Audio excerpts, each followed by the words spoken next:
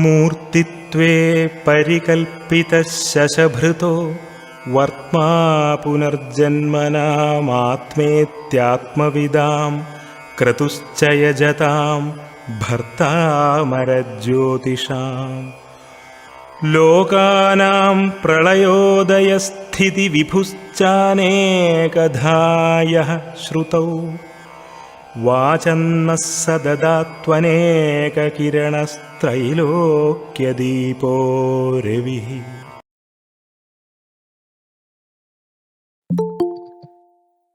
ശരി, ഇന്ന് കാലാവസ്ഥ അത്ര നല്ല അനുകൂലമല്ല, മഴയാണ്. പിന്നെ നമ്മൾ ഇന്നത്തോടെ ക്ലാസ് ഈ ബാച്ച് തീരുകയാണ്. അപ്പോൾ കഴിഞ്ഞ ക്ലാസ്സിൽ നമ്മളിങ്ങനെ ഈ ലഗ്നത്തിനെ കുറിച്ച് പറഞ്ഞു പോയത് തുലാം വരെ നോക്കിയെന്ന് തോന്നുന്നു. ഇനി വൃശ്ചികം മുതൽ നോക്കണം, ശരിയല്ലേ? അതെ. അതിൽ ആവശ്യമുള്ളവർ നമ്മൾ എഴുതിയിട്ടുണ്ട് ഒരിക്കൽ, നേരത്തെ എഴുതിയത് തന്നെയാണ് തിരിച്ചൊന്നെന്ന് പറയുന്നത്. അതിൽ ആവശ്യമുള്ള പാർട്ടാണ് പറയുന്നത്. ആവശ്യമുള്ളവർ ഒന്ന് എഴുതിക്കൊള്ളണം, പറഞ്ഞുകൊണ്ടിരിക്കുമ്പോഴേക്കും സമയമില്ല. ആവശ്യം ഉണ്ടെന്നുണ്ടെങ്കിൽ എഴുതിക്കൊള്ളും, ഇല്ലെങ്കിൽ നമ്മൾ നേരത്തെ എഴുതിയാലും ഉണ്ട്, അത് നോക്കി പഠിച്ചുകൊണ്ടാണ്. അപ്പോൾ വൃശ്ചികത്തിന് പറയുന്നത് കുറേ കാര്യം അതിനകത്ത് പറയുന്നെങ്കിലും ഒരു പ്രശ്നം വയ്ക്കുമ്പോൾ ഏറ്റവും പ്രധാനമായിട്ട് വരുന്നത് ജനകഗുരു വിയുക്ത ശൈശവേ വ്യാധിതച്ച ചന്നപാപ ക്രൂരചേഷ്ട, ഇത്രയാണ് ഏറ്റവും അത്യാവശ്യം. ശൈശവേ വ്യാധിതച്ച, കുട്ടിക്കാലം മുതലേ വ്യാധി, അത് ജനകഗുരു വിയുക്ത. ജനകഗുരു വിയുക്ത എന്ന് പറഞ്ഞു കഴിഞ്ഞാൽ അതുകൊണ്ട് ഉദ്ദേശിക്കുന്നത് ഗുരു ഉപദേഷ്ടാവ്, നമ്മളെ ഗുരു, അച്ഛൻ, ഗുരു, ഉപദേഷ്ടാവ് ഇവരെ പിരിഞ്ഞിരിക്കേണ്ടി വരും എന്നുള്ളതാണ്. അല്ലെങ്കിൽ ശരിക്കും പറഞ്ഞാൽ ഗുരുത്വമില്ലായ്മ, ഗുരുത്വമില്ലാത്ത രാശി എന്നാണ് ഇത് അറിയപ്പെടുന്നത്. ഗുരുത്വ ദോഷമുള്ള രാശി,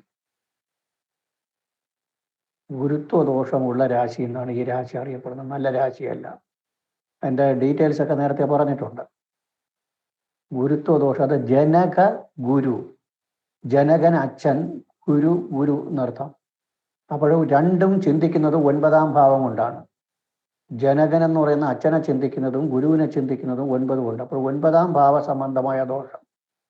ശൈശവേ വ്യാധി ദശ, കുട്ടിക്കാലം മുതലേ വ്യാധി ഉണ്ടാകും എന്ന് പറഞ്ഞു കഴിഞ്ഞാൽ കുട്ടിക്കാലത്ത് നല്ല വ്യാധി, ചിലപ്പോൾ അച്ഛനെ അമ്മയൊക്കെ പിരിഞ്ഞു നിൽക്കേണ്ടി വരും. ഇവർക്ക് അങ്ങനെ ഒരു സ്വഭാവം വരും. കുട്ടിക്കാലത്ത് അമ്മയും അച്ഛനിൽ നിന്നും പിരിഞ്ഞ് അപ്പൂപ്പനും അമ്മൂമ്മ അല്ലെങ്കിൽ മുത്തച്ഛൻ മുത്തശ്ശിയായിട്ടൊക്കെ ഉള്ള ബന്ധം, അവരെയൊക്കെ അടുത്ത് നിന്ന് നിൽക്കേണ്ടി വരും എന്നുള്ളതൊക്കെ പറഞ്ഞാൽ ശരിയാവും. പിന്നെ നരപതി കുല പൂജയെ, രാജാവിനാൽ പൂജിക്കപ്പെടുക എന്ന് പറഞ്ഞാൽ സർക്കാരിൽ നിന്ന് അംഗീകാരങ്ങൾ കിട്ടും, സർക്കാർ ജോലി കിട്ടാനും സർക്കാരിൽ നിന്ന് അംഗീകാരം കിട്ടാനും ഇടവരും. ക്രൂരചേഷ്ട, ക്രൂരചേഷ്ട എന്ന് പറഞ്ഞു കഴിഞ്ഞാൽ ക്രൂരമായ പ്രവൃത്തികൾ ഉണ്ടാകും. അതിൻ്റെ കാര്യം വന്നിട്ട് തേളാണ് ഇവിടുത്തെ ചിഹ്നം. തേള് നമ്മൾ പ്രതീക്ഷിക്കാത്ത രീതിയിൽ പൊട്ടും, നമ്മൾ ഉപദ്രവിക്കും. ക്രൂരചേഷ്ട. ചന്നപാപ, അത് മറക്കരുത്. ചന്നപാപ, പാപപ്രവൃത്തി മറച്ചു വെക്കുക, ഒളിച്ചു വെക്കുക, ചെയ്തിട്ട് നമ്മൾ ന്യായീകരിച്ച് നിൽക്കുക. ഇത്രയുമാണ് ഏറ്റവും പ്രധാനപ്പെട്ട വിഷയം വൃശ്ചികത്തിന്. അപ്പോൾ ഒന്ന്, ജനകഗുരു വിയുക്ത ശൈശവേ വ്യാധിദശ, ഗുരുക്കന്മാരെയും പിതാവ്, മാതാവ്, പിതാവ് എല്ലാം വരാം അതിനകത്ത്, അവരെയൊക്കെ പിരിഞ്ഞു നിൽക്കേണ്ട ഇടപാടുണ്ടാകും. കുട്ടിക്കാലം മുതലേ വ്യാധി ഉണ്ടാവുക, ക്രൂരമായ പ്രവൃത്തികൾ ഇവരുടെ ഭാഗത്തു നിന്നുണ്ടാകും. പിന്നെ സർക്കാർ അല്ലെങ്കിൽ രാജാവിൽ നിന്ന് അംഗീകാരം ഉണ്ടാകും. പിന്നെ പറയുന്നത് പാപപ്രവൃത്തി മറച്ചു വയ്ക്കുക. അത് കഴിഞ്ഞ് ഇവർക്ക് വേറെ ചില പ്രത്യേകതകളും ഉണ്ട് എന്ന് വെച്ചാൽ ഇതിൻ്റെ ചില, അത് ഈ ബുക്കിലുള്ളതല്ല, നമ്മൾ മറ്റു ബുക്കുകളിൽ നിന്ന് എടുക്കുന്നത് ചിലതൊക്കെ കിട്ടും, കോരയിൽ വരുന്നതല്ല. ഇവർക്ക് ലൂസ് ടാക്സ് ഇഷ്ടപ്പെടില്ല, കളിയാക്കുന്നത് ഇഷ്ടപ്പെടില്ല. ഈ വൃശ്ചികൻ രാശി ആരെങ്കിലും ഉണ്ടെങ്കിൽ ഒന്ന് നിങ്ങൾ നോക്കിക്കൊണ്ടാൽ മതി. നമ്മളെ വീട്ടിൽ ആരെങ്കിലും ഉണ്ടെങ്കിൽ നോക്കിയാൽ നമ്മൾ ഒരുമാതിരി കളിയാക്കി ഒരുമാതിരിയൊക്കെ പറയുന്നത് ഒരു സീരിയസ് റോളായിരിക്കും. കളിയാക്കുന്നത് ഇഷ്ടമല്ല, ലൂസ് ടാക്സ് എന്ന് പറയും. പിന്നെ ഇവർക്ക് എപ്പോഴും തന്നിൽ തന്നെ ശത്രുക്കളുണ്ടാവും, കുടുംബത്തിൽ തന്നെ ശത്രുക്കളുണ്ടാവും. കാരണം 1ാം ഭാവപതിയും 6ാം ഭാവപതിയും ചൊവ്വയാണ്. 1ഉം 6ഉം ഒരേ ആളാണ്. ഉള്ളിൽ തന്നെ ശത്രുക്കളുണ്ടാവും, ഇവരുടെ കൂട്ടത്തിൽ തന്നെ ഇവർക്ക് ശത്രുക്കളുണ്ടാവും. കുടുംബത്തിൽ നിന്നോ അല്ലെങ്കിൽ കൂടെ നടക്കുന്നവരൊക്കെ ശത്രുക്കളാകാൻ ഇടവരും.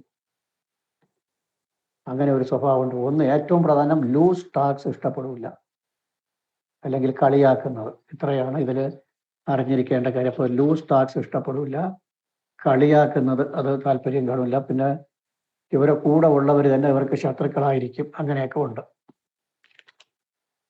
ഇതാണ് വൃശ്ചികത്തിന് പറയാറുള്ളത്. ഇനി ധനു, അതിൽ ഒരുപാട് പറയുന്നുണ്ട്. പിതൃധനസ്ഥായി, കവിർ വീര്യവാൻ, വാഗ്മി, കർമ്മോത്യത, ധർമ്മവിദ്, ബന്ധുത്യുട്, ന ബലാൽ സമയതീച്ച വശം, സാമ്നേക സാധ്യ എന്നൊക്കെ പറയും. അതിൽ പ്രധാനപ്പെട്ടത് ഇവർ നന്നായിട്ട് സംസാരിക്കാൻ കഴിവുള്ള ആൾക്കാരായിരിക്കും. പിടിക്കുന്ന മുറ സാധിക്കുക. അതിൽ ലാസ്റ്റ് പറയുന്നത് സാമ്നേക സാധ്യ. സാമ്നേക സാധ്യ എന്ന് പറഞ്ഞു കഴിഞ്ഞാൽ എന്താണ്? സാമോപായം കൊണ്ട്, അതായത് പറഞ്ഞ് ഇവരെ അവര് പറയുന്ന വഴി വിട്ടുകൊടുക്കേണ്ടി വരും. എന്നാ ബലാൽ സമേതീച്ച വശം, അവര് പറയുന്ന അവരെ അടിച്ചമർത്താൻ കഴിയില്ല. അടിച്ചമർത്തി ഒരു കാര്യം സമ്മതിപ്പിക്കാൻ കഴിയില്ല. അവര് പറയുന്ന വഴി വിട്ടുകൊടുക്കേണ്ടി വരും. പക്ഷെ പറയുന്നിടത്ത് എന്തെങ്കിലും കാര്യവും ഉണ്ടാവും. കാരണം ധനു വ്യാഴത്തിന്റെ രാശി. വ്യാഴം എന്ന് പറഞ്ഞാൽ ജ്ഞാനത്തിന്റെ ആളാണ്, ജ്ഞാന സ്വഭാവമുള്ള ആള്. അതിന്റെ കേന്ദ്രം നോക്കണം. ഈ ധനുവിന്റെ കേന്ദ്രമെല്ലാം ബുധന്റെയും വ്യാഴത്തിന്റെയും രാശിയാണ്. ധനുവിന്റെ 4 ധനു വന്നിട്ട് വ്യാഴത്തിന്റെ രാശി, അതിന്റെ 4 വ്യാഴത്തിന്റെ രാശി, അതിന്റെ 7 ബുധന്റെ രാശി, 10 ബുധന്റെ രാശി. ഈ ഉഭയരാശി 4ഉം നല്ല ബുദ്ധി സാമർഥ്യമുള്ള ആൾക്കാരായിരിക്കും. കാരണം മീനത്തിന് അതിൻ്റെ 4ഉം 7ഉം 10ഉം ബുധന്റെയും വ്യാഴത്തിന്റെയും രാശി. മീനത്തിനും അങ്ങനെ അതിൻ്റെ 4ഉം 7ഉം 10ഉം വ്യാഴത്തിന്റെയും ബുധന്റെയും രാശി. കന്നിക്കും അങ്ങനെ തന്നെ, മിഥുനത്തിനും അങ്ങനെ തന്നെ. കന്നി മിഥുനമൊക്കെ ബുധന്റെ രാശി. അതിൻ്റെ കേന്ദ്രങ്ങളെല്ലാം ബുധന്റെയും വ്യാഴത്തിന്റെയും രാശിയാണ്. ബുദ്ധിയുടെയും ജ്ഞാനത്തിന്റെ ആൾക്കാരാണ് രണ്ടുപേരും. അപ്പോൾ ധനുവിന് സാമ്നയിക സാധ്യം എന്ന് പറഞ്ഞു കഴിഞ്ഞാൽ സാമോപായം കൊണ്ട് പറഞ്ഞ് മനസ്സിലാക്കി എടുത്ത് കൊണ്ടുപോവുക എന്നുള്ളതേ ഉള്ളൂ. ഇവരടുത്ത് തർക്കിച്ചൊന്നും നിൽക്കാൻ പറ്റൂല. അവർ പറയുന്നിടത്ത് കുറെ കാര്യവും ഉണ്ടാവും. അടിച്ചമർത്തി അല്ലെങ്കിൽ ബലാത്കാരം കൊണ്ട് ഒരു കാര്യം ഇവരെ വിട്ട് ചെയ്യാൻ കഴിയൂല. ബലാത്കാരം കൊണ്ട് ഒരു ജോലി ഇവരെ വിട്ട് ചെയ്യിക്കാൻ കഴിയൂല. അവർ പറയുന്ന വഴിക്ക് വിട്ടുകൊടുക്കേണ്ടി വരും. പിന്നെ നല്ല സംസാരിക്കാൻ കഴിവുള്ളവരായിരിക്കും. ബന്ധുക്കളെ ദ്വേഷിക്കുന്ന സ്വഭാവം ഉണ്ടാവും. ഏതെങ്കിലും ഒരു വിഭാഗം ബന്ധുക്കൾ ഇവർക്ക് ശത്രുക്കളാവും. ഒന്നുകിൽ വിവാഹം കഴിഞ്ഞതിന് ശേഷം ഭാര്യ വീട്ടുകാർ, അല്ലെങ്കിൽ ഭർത്തൃ വീട്ടുകാർ, അല്ലെങ്കിൽ സ്വന്തം കുടുംബക്കാർ. ഇങ്ങനെ ഇവർക്ക് ശത്രുക്കൾ ഉണ്ടാവും. ഏതെങ്കിലും ഒരു വിഭാഗം ശത്രുക്കൾ ഇവർക്ക് ഉണ്ടായേ പറ്റൂ. അതാണ് ബന്ധുക്കളെ ദ്വേഷിക്കുക. ധർമ്മവിത്ത്, ധർമ്മം അറിയുന്നവരായിരിക്കും. കർമ്മോദ്ധ്യത, നല്ല കർമ്മനിരതരായിരിക്കും. നല്ല കർമ്മനിരതരായിരിക്കും.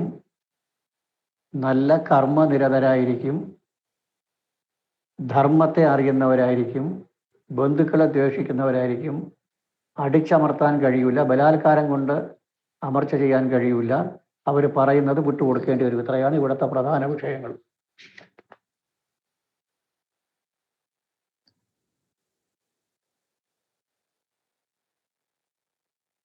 ഇനി മകരം.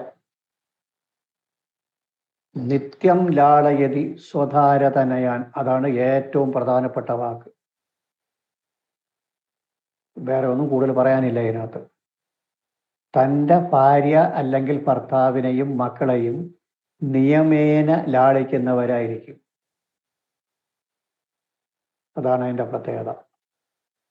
തൻ്റെ ഭർത്താവിനെയും അല്ലെങ്കിൽ ഭാര്യയെയും മക്കളെയും നിയമേന ലാളിക്കുക എന്ന് പറഞ്ഞു കഴിഞ്ഞാൽ ഒരു കള്ളവും ഉണ്ടാവില്ല അതിനകത്ത്. കള്ളത്തരമേ ഉണ്ടാവില്ല. വിവാഹമൊക്കെ കഴിഞ്ഞു പോയാൽ പിന്നെ സ്വന്തം കുടുംബത്തിനേക്കാൾ സ്നേഹം തൻ്റെ ഭാര്യ അല്ലെങ്കിൽ ഭർത്താവ്, മക്കള് എന്നുള്ള താല്പര്യമുള്ളവരായിരിക്കും. അതാണ് ഈ രാശിയുടെ പ്രത്യേകത.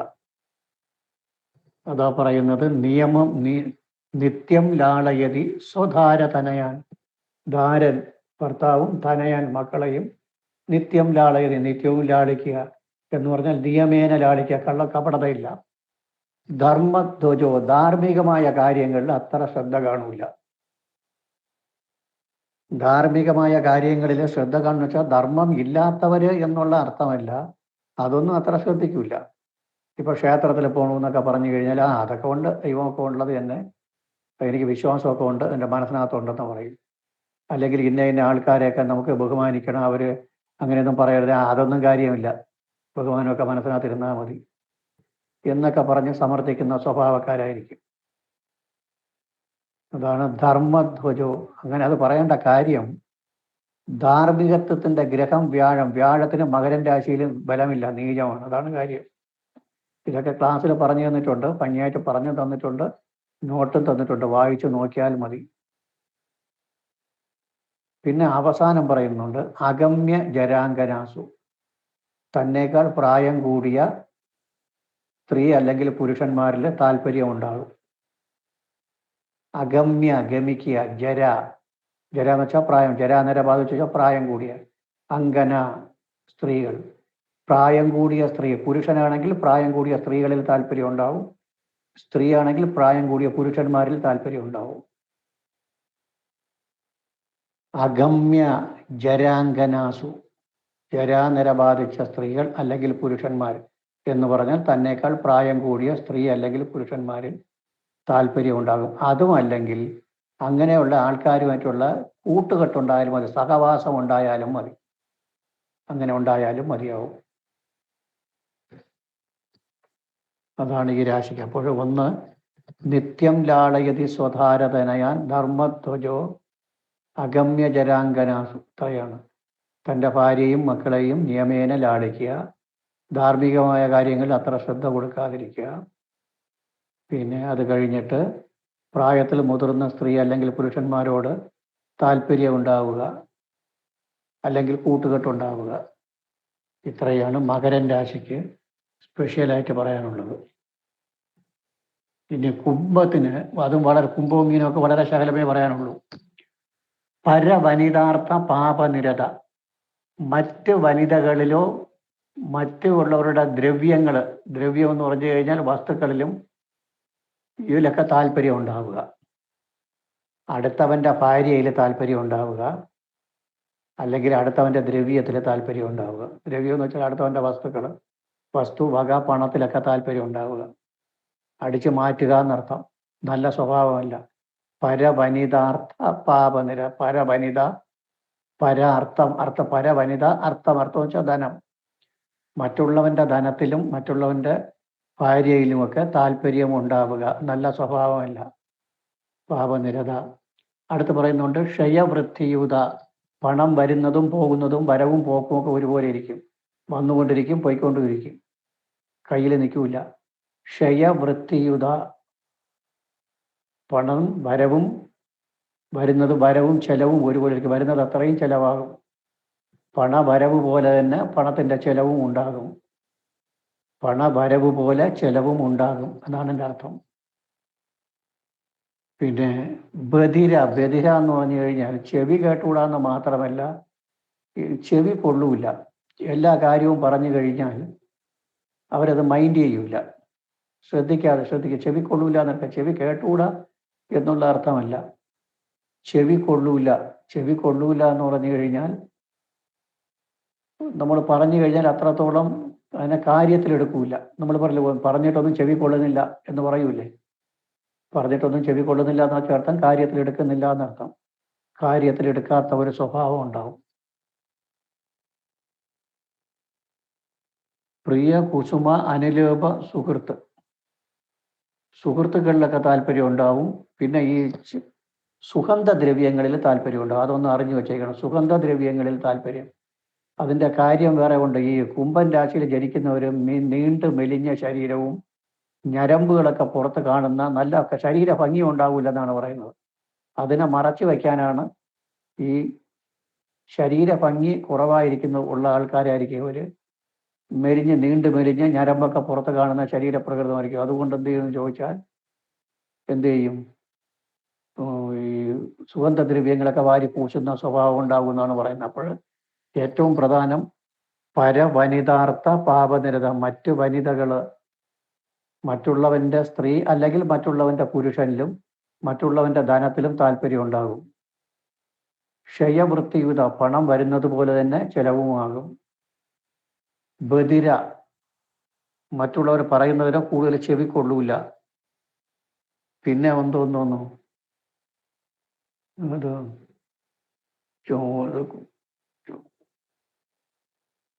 അതായത് സുഹൃത്തുക്കളുള്ളവരായിരിക്കും. അതുപോലെ സുഗന്ധദ്രവ്യങ്ങളിൽ താല്പര്യം ഉണ്ടായിരിക്കും. ഇത്രയേ ഉള്ളൂ. ഇനി മീനത്തിനെ കുറിച്ച് നെഗറ്റീവായിട്ട് ഒന്നും പറയുന്നില്ല, എല്ലാം പോസിറ്റീവായിട്ടുള്ള അപ്രോച്ചേ ഉള്ളൂ. ജലചരധനഭോക്ത, ജലത്തിൽ ചലിക്കുന്നതായ വസ്തുക്കളിൽ നിന്നുള്ള നേട്ടങ്ങൾ ഉണ്ടാകും. തൊഴിലായിട്ടോ അല്ലെങ്കിൽ എങ്ങനെയെങ്കിലും കിട്ടാൻ ചാൻസ് വരും. ജലചരധനഭോക്ത. ധാരവാസോ അനുരക്ത, തൻ്റെ ഭാര്യ അല്ലെങ്കിൽ ഭർത്താവ് വസ്ത്രങ്ങളിലൊക്കെ വലിയ താല്പര്യം ഉണ്ടാവും. വസ്ത്രങ്ങളിലും തൻ്റെ ഭാര്യയിലും വസ്ത്രങ്ങളിലും ഒക്കെ താല്പര്യം. സമരുചി ശരീരി, നല്ല ഒത്ത ശരീരമായിരിക്കും, നല്ല വടിവുള്ള ശരീരമായിരിക്കും.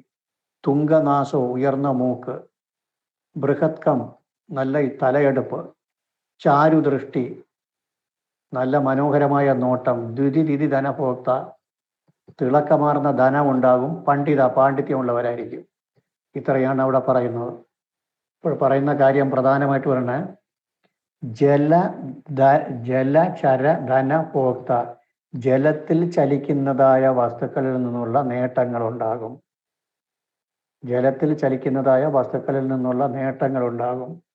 ധാരവാസോ അനുരക്ത, തൻ്റെ ഭാര്യ അല്ലെങ്കിൽ ഭർത്താവ് വസ്ത്രം ഇവയിൽ താല്പര്യം. അതിൻ്റെ കാര്യം എന്താണ്? ഭാര്യ ഭർത്താവ് വസ്ത്രത്തിലൊക്കെ താല്പര്യം ഉണ്ടാവും എന്ന് പറയേണ്ട കാര്യം എന്താണ്? പറഞ്ഞു നോക്കണം.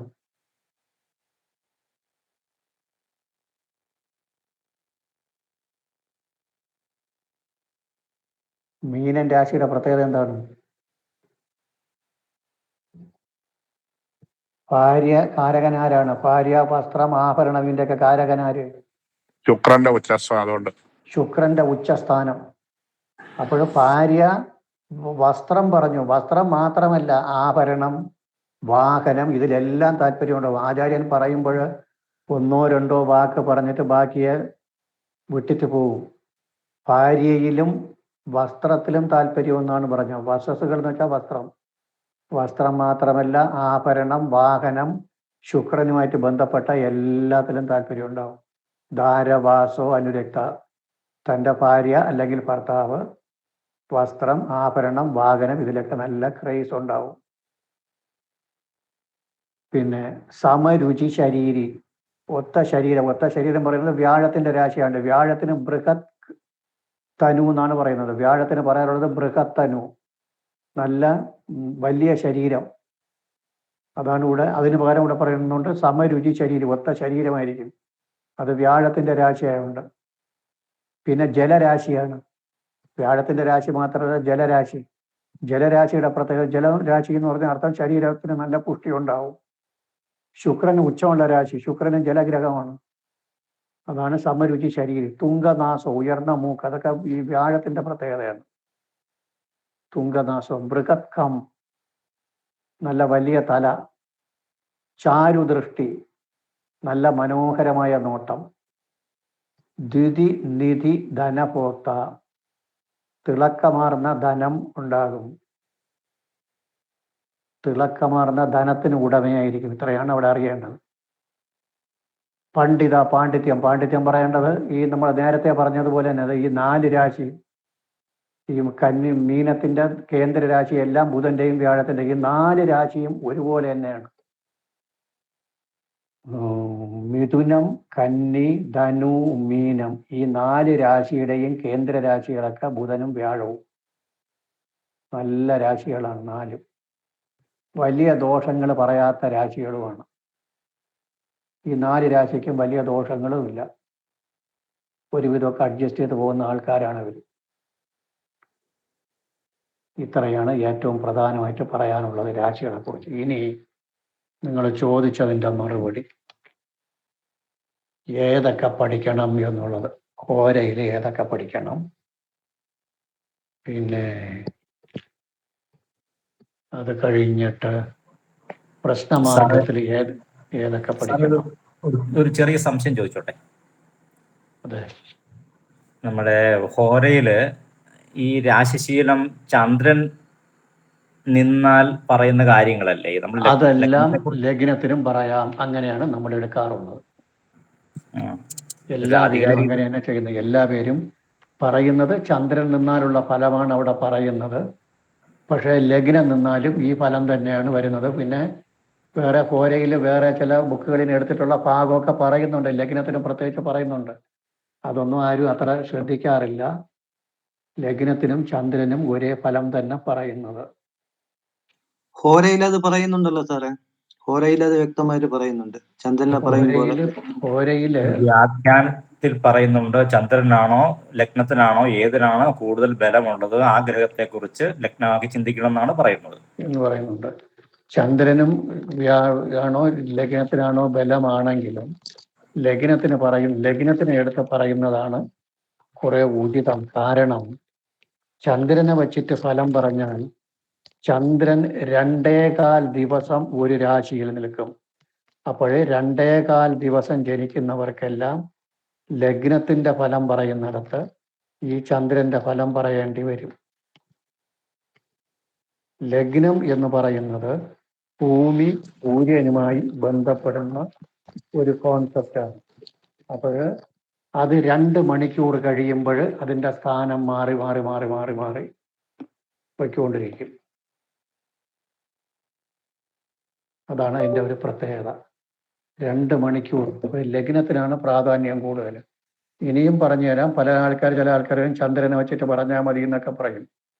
ഹോരയില് 1-ാം ഭാവത്തിൽ സൂര്യൻ നിന്നാൽ ഒരു ഫലം പറയും, 2-ല് സൂര്യൻ നിന്നാൽ ഒരു ഫലം പറയും, 3-ല് സൂര്യൻ നിന്നാൽ ഒരു ഫലം പറയും. അങ്ങനെ 12-ല് സൂര്യൻ നിന്നാൽ, ചന്ദ്രൻ നിന്നാൽ, ചൊവ്വ നിന്നാൽ, ബുധൻ നിന്നാൽ. ചന്ദ്രനീന് 1-ല് 2-ല് എവിടെയെങ്കിലും പറയുന്നുണ്ടോ?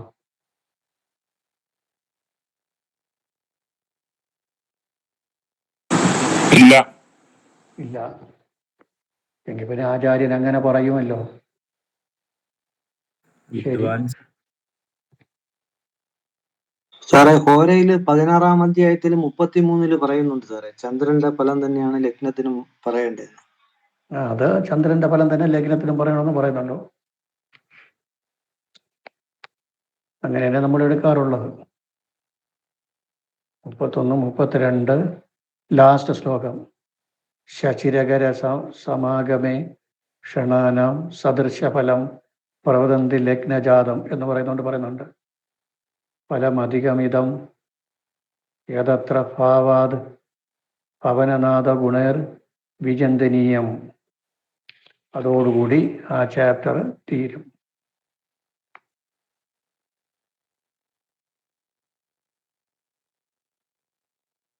ഇനി നമുക്ക് ഹോരയിൽ പഠിക്കേണ്ടത് ഏറ്റവും പ്രധാനപ്പെട്ടത് 16-ാം അധ്യായം പൂർണ്ണമായിട്ടും പഠിക്കണം.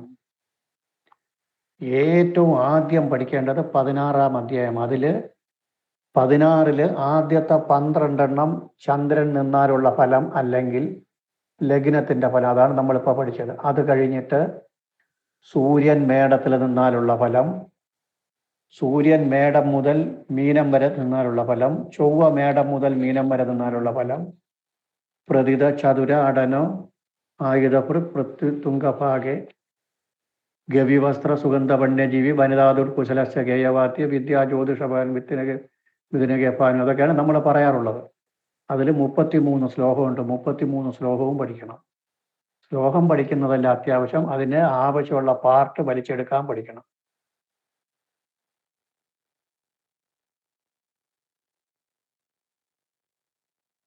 അതാണ് ഏറ്റവും പ്രധാനം. അത് പഠിച്ചിട്ട് ബാക്കിയുള്ള എന്തായാലും പഠിച്ചാൽ മതി.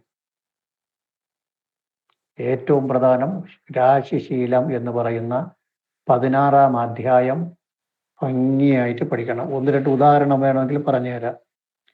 ഇപ്പോൾ ചൊവ്വയുടെ രാശിയിൽ, ശുക്രന്റെ രാശിയിൽ ചൊവ്വ പോയി നിൽക്കുന്നു. ചൊവ്വ നിൽക്കുന്നത് ശുക്രന്റെ രാശിയിൽ കണക്കാക്കുക. ചൊവ്വ നിൽക്കുന്നത് എവിടെ? ഇടവത്തിൽ നിൽക്കുകയാണെങ്കിൽ എന്ത് ഫലം പറയും? യുവതി ജിതാൻ പരദാരരതാൻ എന്ന് പറയേണ്ടി വരും. അപ്പോൾ ഇതിനകത്ത് പറയുന്നതിൽ നമുക്ക് അവിടെ എന്താണ് അപ്ലൈ ചെയ്യണം അതിനെ മാത്രം എടുക്കണം. ഇപ്പം നമ്മൾ മേട ലഗ്നത്തിന് പഠിച്ചു, ഒരുപാട് കാര്യങ്ങൾ പറയുന്നുണ്ട്. അതിൽ പ്രശ്നത്തിന് ആവശ്യമുള്ളത് എന്താണ് അതിനെ വലിച്ചെടുക്കണം. അല്ലെങ്കിൽ ചിങ്ങൻ രാശി നമുക്ക് കിട്ടി, ചിങ്ങൻ രാശി കിട്ടിക്കഴിഞ്ഞാൽ എന്ത് പറയും? ചിങ്ങൻ രാശിക്ക് പറയുന്നതിൽ രോഗപ്രശ്നമാണെങ്കിൽ ചിങ്ങൻ രാശിയാണ് കിട്ടിയെങ്കിൽ സ്ഥിരരാശി പ്രശ്നത്തിന് സ്ഥിരരാശി വേണ്ടത് നല്ലതല്ല. ശുത്രുഷ്ണ ഉദരദന്ത മാനസരുചിയ, പല്ലിന് രോഗം വരാം, ഉദരത്തിന് രോഗം വരാം, മാനസിക പ്രശ്നങ്ങൾ ഉണ്ടാകാം, അസ്ഥിക്ക് രോഗം വരാം, കണ്ണിന് രോഗം വരാം, ഇങ്ങനെയൊക്കെ പറയണം. അതിൽ ആ രോഗത്തിനെ കുറിച്ച് പറയുന്ന പാർട്ടിനെ മാത്രമായിട്ട് എടുക്കാൻ പഠിക്കണം. ഒരു കുടുംബ പ്രശ്നമാണ് വലിയ ഒരു പ്രശ്നം, ഒരു കുടുംബത്തിന്റെ പൂർണ്ണമായിട്ട് ഉള്ള ഒരു പ്രശ്നമാണെന്നുണ്ടെങ്കിൽ മാതൃവിധേയോ സ്ത്രീദ്വേഷി എന്ന് പറയുന്നുണ്ട്. അമ്മയുടെ സ്നേഹം കൂടുതലായിരിക്കും, ഭാര്യയ്ക്ക് സ്നേഹം കുറവായിരിക്കും. അപ്പോൾ പിന്നെ എന്തായിരിക്കും? അമ്മായി പോരുണ്ടാകുമോ എന്ന് ചോദിച്ചാൽ തെറ്റ് വരില്ല.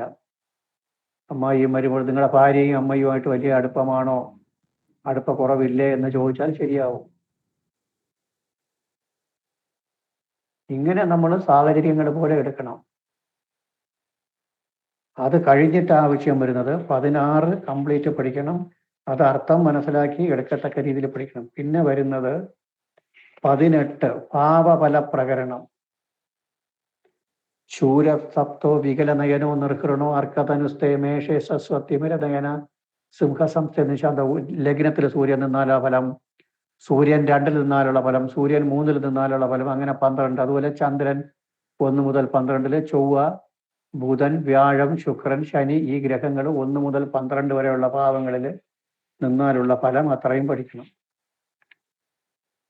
പിന്നെ അത് കഴിഞ്ഞിട്ട് വരുന്നത് 20-ാം അധ്യായം മിശ്ര പ്രകരണം. അതിൽ 6 എണ്ണമേ ഉള്ളൂ. അത് യോഗങ്ങളാണ്, വളരെ അത്യാവശ്യപ്പെട്ട കാര്യമാണ്, വളരെ ടോപ്പ് ലെവലിലുള്ള ഒരു അധ്യായമാണ്. 6 ശ്ലോകമേ ഉള്ളൂ. സ്വർഷതുംഗമൂല ത്രികോണാക കണ്ടകേഷു യാവന്താസിതാഹ സർവതേ അന്യോന്യകാരക കർമ്മവസ്തു ശേഷാം വിശേഷതാഹ കർക്കടക ഉദയഗത യഥോ ഗുഡുഭേ സ്വ ഉച്ചക ഹേതുരന്യസ കർമ്മക കാരക ഗ്രഹ നിഗദിത പരസ്പര ലഗ്നസ്യ സകലാംബരംബുവാഹ എന്നൊക്കെ പറഞ്ഞിട്ടൊരു ശ്ലോകമുണ്ട്. സ്വത്രികോണ ഉച്ചക ഹേതുരന്യസ യതി കർമ്മക സുഹൃത് സദ്ഗുണ സമ്പന്ന കാരക ഗ്രഹേഷു ച ശുഭം വർഗോത്തജന്മേ വേഷസ്ഥാനേ ച സദ്ഗ്രഹേ അശൂന്യേഷു ച കേന്ദ്രേഷു കാരക ഗ്രഹേഷു ച. പിന്നെ ദിനകര രുതിരോ പ്രവേശകാലേ ഗുരുഗുരുജോ ഭവനസ്യ മധ്യയാദോ രവിസുത ശശിനോ വിനിർഗമസ്തോ ശശിതനയ ഫലാസ്തു സർവകാലം. അതൊക്കെ വളരെ കാര്യം. ഇതൊക്കെ പഠിക്കണമെങ്കിൽ ഒരു ശ്ലോകം ഒരു ദിവസം പഠിപ്പിച്ചാൽ തീരൂല. പിന്നെ വരുന്നത് അനിഷ്ടയോഗ പ്രകടനം 21. അതിലാണ് ഒരുപാട് എക്സംഷൻ കേസുകൾ ഒരുപാട് കിടപ്പുണ്ട്. അത് പറയാൻ വാക്കുകളില്ല. അത് കംപ്ലീറ്റ് പഠിക്കണം. അത് കഴിഞ്ഞിട്ട് 22-ാം അധ്യായം പഠിക്കാതെ ജാതക പൊരുത്തം നോക്കരുത്. അതിന് നമ്മളൊരു ബാച്ച് തുടങ്ങുന്നുണ്ട്. ജാതക പൊരുത്തവും മുഹൂർത്തവും ജാതക പൊരുത്തവും എന്ന് പറഞ്ഞിട്ടൊരു ബാച്ച് ഇപ്പോൾ തുടങ്ങുന്നുണ്ട്. അത് പഠിച്ചു കഴിഞ്ഞാൽ ആ ബാച്ചിൽ കയറിയാൽ ഈ പൊരുത്തത്തിലുള്ള സംശയങ്ങളെല്ലാം തീർന്നു പോകും. പൊരുത്തവും മുഹൂർത്തവും. കാരണം പൊരുത്തവും മുഹൂർത്തവുമാണ് ഒരു ജ്യോത്സ്യരൊക്കെ ഏറ്റവും അത്യാവശ്യം. പൊരുത്തം നോക്കണമെന്ന് പറഞ്ഞു കഴിഞ്ഞാൽ വന്നു നിന്നുകൊണ്ട് താലി പൊരുത്തമുണ്ട്, വേദപ്പൊരുത്തമുണ്ട്, സ്ത്രീ യോനി പൊരുത്തമുണ്ട്, സ്ത്രീദീർഘമുണ്ട്, രാശിയുണ്ട്, രാശിയാദ്യം ഉണ്ടെന്ന് പറഞ്ഞു കഴിഞ്ഞാൽ അത് ഈ കൊച്ചു 1-ാം ക്ലാസ് പഠിക്കുന്ന പിള്ളേർ നോക്കി പറയും. സോഫ്റ്റ്വെയറിൽ കൊടുത്തു കഴിഞ്ഞാൽ എല്ലാം കിട്ടും. അതല്ല പൊരുത്തം എന്ന് പറയുന്നത്. അത് 22-ാം അധ്യായവും 4-ാമത്തെ അധ്യായവും ഭംഗിയാ പഠിക്കണം. 4 നിഷേക പ്രകരണം. അത് പറയുന്നത് നിഷേകം ശാന്തി മുഹൂർത്തത്തിനെ കുറിച്ചാണ് പറയുന്നെങ്കിലും അത് സ്ത്രീകളെ സംബന്ധിച്ച് വളരെ അത്യാവശ്യം, സ്ത്രീകളെയും പുരുഷനെയും സംബന്ധിച്ച് വളരെ അത്യാവശ്യപ്പെട്ട കാര്യങ്ങളാണ് അതിനകത്ത് പറഞ്ഞു പോരുന്നത്. അത് അത്രയും കംപ്ലീറ്റ് പഠിക്കണം. പൊരുത്തത്തിന് 22-ഉം 21-ഉം 22-ഉം പഠിക്കാതെ പൊരുത്തം നോക്കാൻ പാടില്ല. പൊരുത്തം നോക്കിയാൽ ഫ്ലാപ്പാകും. നമ്മളൊക്കെ അതാണ് ചെയ്യുന്നത്. പൊരുത്തമുണ്ട്, പൊരുത്തമില്ല എന്ന് ചില ജ്യോത്സ്യന്മാർ, വളരെ വിദഗ്ധരായ ജ്യോത്സ്യന്മാർ പറയും ഈ ജാതകങ്ങൾ തമ്മിൽ ചേർക്കരുത്, കുഴപ്പമാണ് എന്ന് പറഞ്ഞിട്ട് മിണ്ടാതിരിക്കും. അവർ കാര്യം പറയൂല. കാര്യം പറഞ്ഞു കഴിഞ്ഞാൽ കുഴപ്പമാണ്. എന്താണ് കുഴപ്പമെന്ന് ചോദിച്ചാൽ പറയൂല, പറയാൻ പാടില്ല. കാരണം കുഴപ്പമുള്ള ജാതകത്തിൽ പിന്നെ ചിലപ്പം കല്യാണം നടക്കാതെയൊക്കെ വരും, നാട്ടുകാരറിഞ്ഞാൽ. ഈ അധ്യായം പഠിക്കുമ്പോൾ അത് ബുക്ക് പോരാശാസ്ത്രം എടുത്തു വെച്ച് നിങ്ങൾ ശ്ലോകം പഠിക്കേണ്ട അതിൻ്റെ അർത്ഥം ഒന്ന് വായിച്ച് നോക്കിയാൽ മതി. അപ്പോഴതിൽ എന്തൊക്കെ പറയണമെന്നുള്ള മനസ്സിലാവും. ഇന്ന് തന്നെ ഒന്ന് വായിച്ച് നോക്കണം. ഇത്രയും കഴിഞ്ഞതിന് ശേഷം 22ാമത്തെ ചാപ്റ്ററിൽ 22ഉം 21ഉം അതിൻ്റെ അർത്ഥങ്ങൾ മാത്രം വായിച്ചുകൊണ്ട് അങ്ങ് പോയാൽ അപ്പോഴപ്പോഴാണ് ക്ലിക്കാവും എന്തൊക്കെയാണ് കിടക്കുന്നത്. അത് നമ്മൾ ഈ ബാച്ചിൽ അത് സ്പെഷ്യലൈസ് ചെയ്ത് പഠിച്ചാലേ പറ്റുള്ളൂ, അല്ല ഈ കൂട്ടത്തിൽ പഠിച്ചാലൊന്നും പറ്റൂല. അത് നിങ്ങളൊന്ന് ബുക്ക് ചെയ്ത് കഴിഞ്ഞാൽ ഭംഗിയായിട്ട് പഠിക്കാം.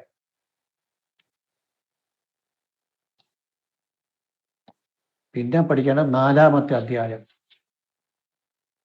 4 ഞാനിപ്പോൾ പറഞ്ഞല്ല. 4 അതിൽ വരുന്ന കണ്ടന്റുകൾ വേണമെങ്കിൽ എന്തൊക്കെയാണെന്ന് പറയാം. 4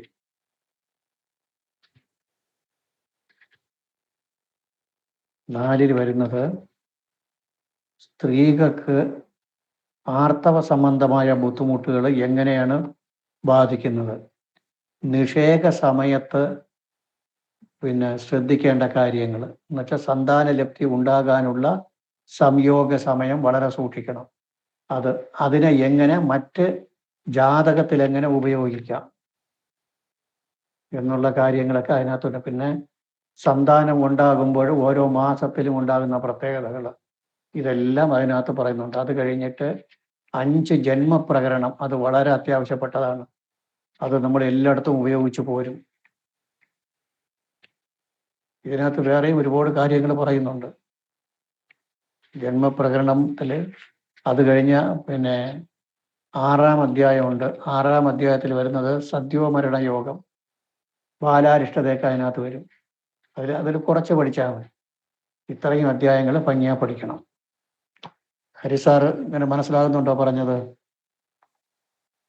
ജിഗ്രഹയോഗം പറഞ്ഞില്ലേ സാറേ? ജിഗ്രഹയോഗം ജിഗ്രഹയോഗം 14 ദിക്മാംശുർ ജനയത്യതന്തു സഹിതോ യന്ത്രാശ്മകാരന്നരം ഭൗമേനകരതം ബുധേന നിപുണം ദീകീർത്തി സൗഖ്യാന്യതം. 15 എന്ന് പറഞ്ഞാൽ പ്രവൃത്തിയായോഗം. 14 പഠിക്കണം. 15 ഒന്നും വലിയ പ്രാധാന്യമുള്ളതല്ല. 14 5 ശ്ലോകം എന്തേ ഉള്ളൂ, 5ഓ 6ഓ ശ്ലോകമേ ഉള്ളൂ, കുറച്ചേ ഉള്ളൂ. പ്രശ്നമാർഗത്തിൽ പഠിക്കേണ്ടത് 15 പൂർണ്ണമായും പഠിക്കണം. ബാക്കി എല്ലാം കളഞ്ഞാലും കുഴപ്പമില്ല. 15 കളയാനൊന്നുമില്ല. 14ഉം 15ഉം പഠിച്ചാൽ പണിക്കരായി എന്നാണ് വടക്കോട്ട് പറയുന്നതാണ്, വടക്കൻ കേരളത്തിൽ. പ്രശ്നമാർഗത്തിൽ 14ഉം 15ഉം അധ്യായം പഠിച്ചാൽ പണിക്കരായി എന്നുവെച്ചാൽ ജ്യോത്സ്യരായി എന്നർത്ഥം. അതില് ഓരോന്നോരോന്നാ പറഞ്ഞുതരാം. നമ്മളെല്ലാം പഠിച്ചതാണ്, പക്ഷേ ആരും പഠിച്ചില്ല എന്നുള്ളതാണ് സത്യം. കേട്ടുകൊണ്ടിരുന്നിട്ട് ബുക്കിനെ കൊണ്ട് മടക്കി അങ്ങ് വയ്ക്കും. നോട്ട് എഴുതി വന്ന് കേട്ടാൽ എഴുതി. നോട്ട് എഴുതുന്നതാണ് കുഴപ്പം. നോട്ട് എഴുതിയില്ലെങ്കിൽ ശ്രദ്ധിച്ചിരിക്കും. അതിൽ ഓരോന്നോരോന്നാ പറഞ്ഞുതരാൻ വേണമെങ്കിൽ. 3ാമത്തെ ശ്ലോകം ഈശ്വരാനുഗ്രഹം കൊണ്ടോ എന്നുള്ളതാണ്. സർവേശ്വരാണാം ദിഷണേസ്തി നിത്യം സാന്നിധ്യം അസ്മാൽ ദിഷണേ അനുകൂലേ പ്രായോ അനുകൂല സകലാശ്ച ദേവ സ്ഥൽപ്രതികൂലേ സതിന അനുകൂല. 4, 5, 6, 7, 8 7 വരെയുള്ള ശ്ലോകം ഓരോ ഗ്രഹത്തെയും കൊണ്ട് ചിന്തിക്കേണ്ട ദേവന്മാരെ കുറിച്ച് പറയുന്നു. അപ്പോൾ 3, 4, 5, 6, 7 അത്രയും പഠിക്കണം. ഇനി കിടക്കുന്നതെല്ലാം ആവശ്യം തന്നെ, ഏറ്റവും അത്യാവശ്യപ്പെട്ടതാണ് ഞാൻ പറയുന്നത്. 31 ജീവസൻബാധകേശോ വ്യയമൃതിരിപുകോ യദ്യക കേന്ദ്ര സപ്ത സർപ്പാണാം ഉത്തമാനാം യതി സ സുരഗുരുർ മാന്യകേന്ദ്രേ അധമാനാം. നാഗരദോഷം അത് പഠിക്കണം. 32 രാഹു എവിടെയൊക്കെ നിന്നാൽ ദോഷം എന്നുള്ളത്. രാഹു ബാധക ഷഷ്ടരന്ധ്ര കകതേ കാര്യേ ബലിപ്രീതയെ. അപ്പോൾ 31ഉം 32ഉം. ബാക്കിയുള്ളതൊക്കെ അർത്ഥം പഠിച്ചാലും മതി.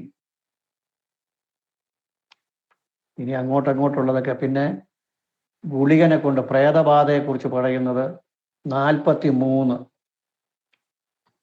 ബാധ പ്രേതോത്ഭവാസ്യാൽ സ്ഥിതവതി ഗുളികെ ബാധകെ അനിഷ്ടവേവ എന്നൊക്കെ പറഞ്ഞുകൊണ്ട് പറയുന്നുണ്ട്.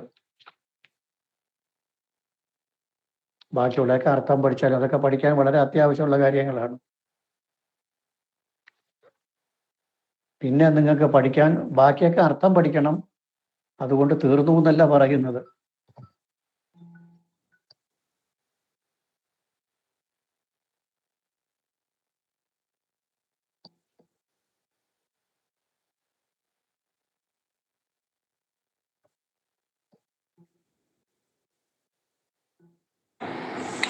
സാറേ, ഈ പ്രശ്നമാർഗം 15-ാമത്തെയും പൂർണ്ണമായും പഠിക്കണം എന്ന് പറഞ്ഞു. 14, 15 അതിന്റെ കൂടെ തന്നെ ഉള്ളതാണ് ഈ 3, 4, 5, 6 ഒക്കെ. ഇപ്പം പറഞ്ഞുകൊണ്ട് പോകുന്നത് ശ്ലോകമാണ്. 15-ലുള്ള ശ്ലോകങ്ങളുടെ നമ്പറാണ് പറഞ്ഞുകൊണ്ട് പോകുന്നത്. 15-ലുള്ള ശ്ലോകങ്ങളല്ലേ? 15-ലുള്ള ശ്ലോകങ്ങളുടെ നമ്പറാണ് പറഞ്ഞുകൊണ്ട് പോകുന്നത്, അധ്യായമല്ല. മനസ്സിലായി. ബുക്ക് കയ്യിലുണ്ടെങ്കിൽ എടുത്താലേ മനസ്സിലാവുള്ളൂ. ഓ, ആയിക്കോട്ടെ, എടുക്കാൻ പോയില്ല. 15-ാമത്തെ ചാപ്റ്ററിൽ 3, 4, 5, 6, 7 ശ്ലോകങ്ങൾ. ഓ, ആയിക്കോട്ടെ. 31, 32 ശ്ലോകങ്ങൾ. അത് കഴിഞ്ഞിട്ട് വരുന്നത് അത്യാവശ്യമുള്ളതാണ് പറയുന്നത്, വളരെ അത്യാവശ്യപ്പെട്ടത്.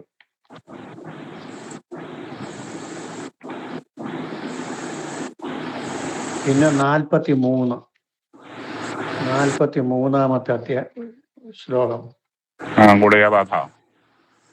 ഗുളികബാധ. അത് കഴിഞ്ഞിട്ട് വരുന്നത് 110 ബാധ.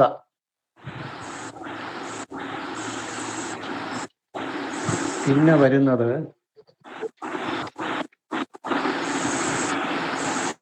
122 മുതൽ 123, 124, 125, 126 ഇത്രയും ശ്ലോകം പഠിക്കണം.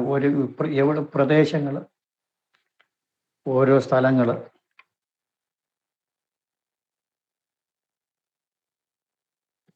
അതിന് മുൻപ് കുറച്ച് ശ്ലോകമുണ്ട്, അത് പഠിക്കാൻ വളരെ സിമ്പിളായിരിക്കും.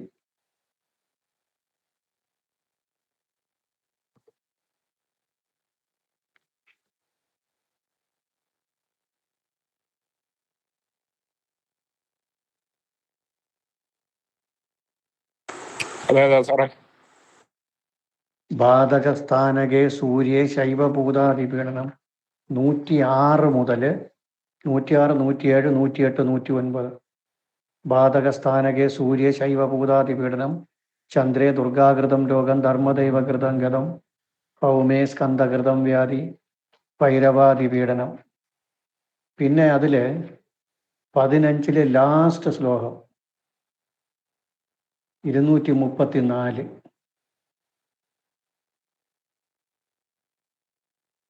മൃത്യുഞ്ജയ ഗണപതി ഹോമാദീനം ധിഷണേ അനുകൂലേ മൃത്യുഞ്ജയ ഗണപതി ഹോമാദീനം കർത്തൃചിന്തനെ ധിഷണേ അനുകൂല ജലവൃത്തിർ ദശമഗുണച്ചാസ്തു ലഗ്നമൂർധമുഖം. അതിൻ്റെ അർത്ഥം വായിച്ചു നോക്കിയാൽ മതി, എപ്പോഴും പിടികിട്ടും എന്താണ് പറയുന്നതെന്നുള്ളത്.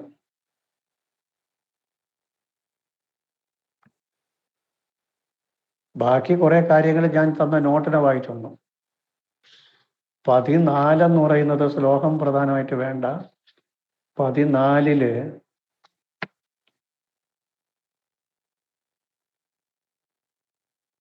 അത് നിങ്ങൾക്ക് അറിയാമെന്നുള്ളത് തന്നെ.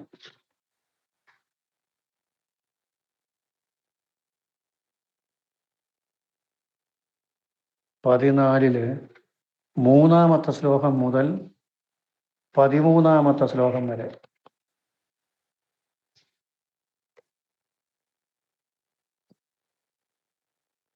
അതായത് ലഗ്നത്തിന്റെ ഫലമുണ്ടല്ലോ. ലഗ്നസ് ദേഹസ്യ സൗഷ്ഠവം സ്വാസ്യം സ്ഥിതി ശ്രേയോ യശസുഖം ജയോ ബഭുച്ച തൽചിന്തനീയം സർവം ചിന്തനീയം വിലഗ്നത. പിന്നെ 2-ാമത്തെ ഭർത്തവ്യമഖിലം വിത്തമാണ് ചക്ഷസി ദക്ഷിണം വിദ്യാവിവിധ ചേതൽ സർവം ചിന്തനീയം ദ്വിതീയത ധൈര്യം വീര്യം ച ദുർബുദ്ധിയെ. 4-ാം ഭാവം മാതാ സുഹൃത്ത് മാകിലപാദിനിയോ. അതത്രയും, അതൊന്ന് പഠിക്കണം. അതൊന്നും എല്ലാവർക്കും അറിയാമെന്നുള്ളത് തന്നെ. അതാണ് 14. പിന്നെ പഠിക്കേണ്ടത് തുടക്കത്തിൽ 1-ാം അധ്യായം വലിയ പ്രാധാന്യം, അതിൽ കുറച്ച് പ്രിലിമിനറീസ് ആണ് പറയുന്നത്. അതല്ല, 2-ാം അധ്യായത്തിൽ കുറെ കിടപ്പുണ്ട്.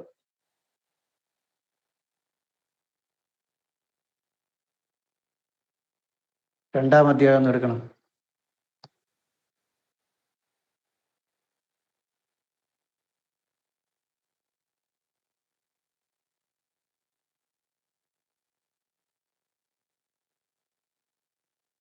രണ്ടാം അധ്യായം എടുത്താ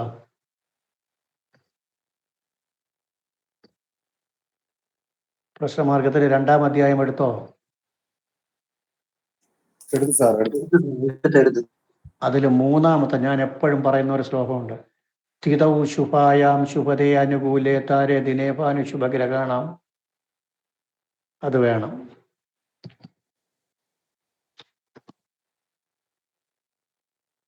പിന്നെ അത് കഴിഞ്ഞിട്ട് വരുന്നത് ഒരു 12 ദൈവജ്ഞേന സമാസിതേന സമയോ ദേശ സ്വവായുർദശ. അത് ഇല്ലെങ്കിലും കുഴപ്പമില്ല. 13 വേണം. 13 പൃച്ഛ നിർഗമ മാർഗ മന്ദിരഗതി പ്രശ്നക്രിയാ സംഭവം സൂത്ര ത്രിസ്ഫുടജാം അഷ്ടമംഗല ഫലം ആരൂഢോദയ ഇന്ദുസ്ഭവം ആയു എന്ന ഒരു ശ്ലോകം കിടപ്പുണ്ട്. അത് കഴിഞ്ഞിട്ട് വരുന്നത് ശ്രദ്ധിച്ചോളണം. 16, 17, 18, 19, 20 വളരെ അത്യാവശ്യം. 16, 17, 18, 19, 20 അതാണ് നമ്മൾ ഉപയോഗിക്കുന്നത്. വർജ്യതാരാസു ഗണ്ണാന്ത ഉഷ്ണ വിശേഷു ച അഷ്ടമി വൃഷ്ടിരിക്താസു സ്ഥിരേഷു കരണേഷു ച തിരി നക്ഷത്ര രാശിയാംശ സന്തോഷ ഗുളികോദയ ചക്രാർത്ഥ ഗ്രഹണേ സർപ്പശിരസ ഏകാർഗള തഥാ എന്ന് പറഞ്ഞിട്ട് വരുന്നുണ്ട്. സംക്രാന്തവും പിന്നെ ഇങ്ങനെ പറഞ്ഞിട്ട് വർജിക്കേണ്ട കാര്യങ്ങൾ എന്തൊക്കെയാന്നുള്ളത്. ബാക്കിയുള്ളതൊന്നും പഠിക്കാൻ പറ്റൂല. പിന്നെ നിമിത്തങ്ങളിൽ കുറെ കിടപ്പുണ്ട്. അത് കഴിയുമെന്നുള്ളവർ പഠിച്ചു നോക്കാം. ഞാൻ കുറെ പഠിച്ചിട്ടുണ്ട്. പണ്ട് ഇതുപോലെ വെറുതെയൊക്കെ ഇരിക്കുന്ന സമയത്ത് ചുമ്മാ വെറുതെ വായിച്ചു വെച്ചു. അതങ്ങനെ മനസ്സിനകത്ത് വന്നു എന്നുള്ളതേ ഉള്ളൂ. അത് കഴിയുമെന്നുള്ളവർ പഠിക്കുക. ഇതേ അധ്യായത്തിൽ തന്നെ നിമിത്തം തുടങ്ങുന്നത്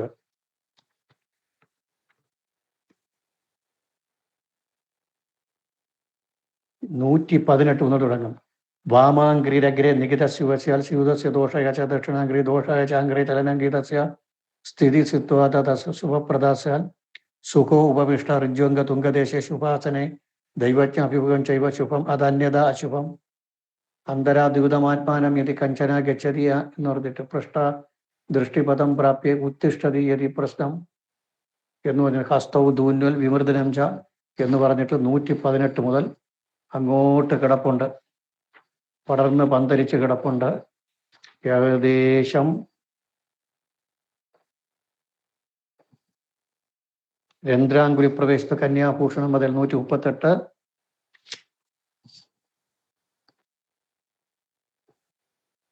അങ്ങോട്ട് കിടക്കുന്ന അത്രയും വായിക്കണം.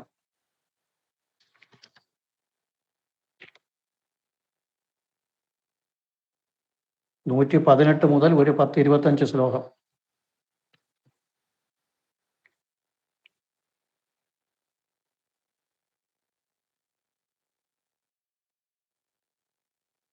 അത് കഴിഞ്ഞിട്ട് 4-ാം അധ്യായം ഒന്ന് എടുക്കണം. അതൊന്നും നമ്മൾ പഠിപ്പിച്ചതല്ല. 4-ാം അധ്യായം എടുക്കണം.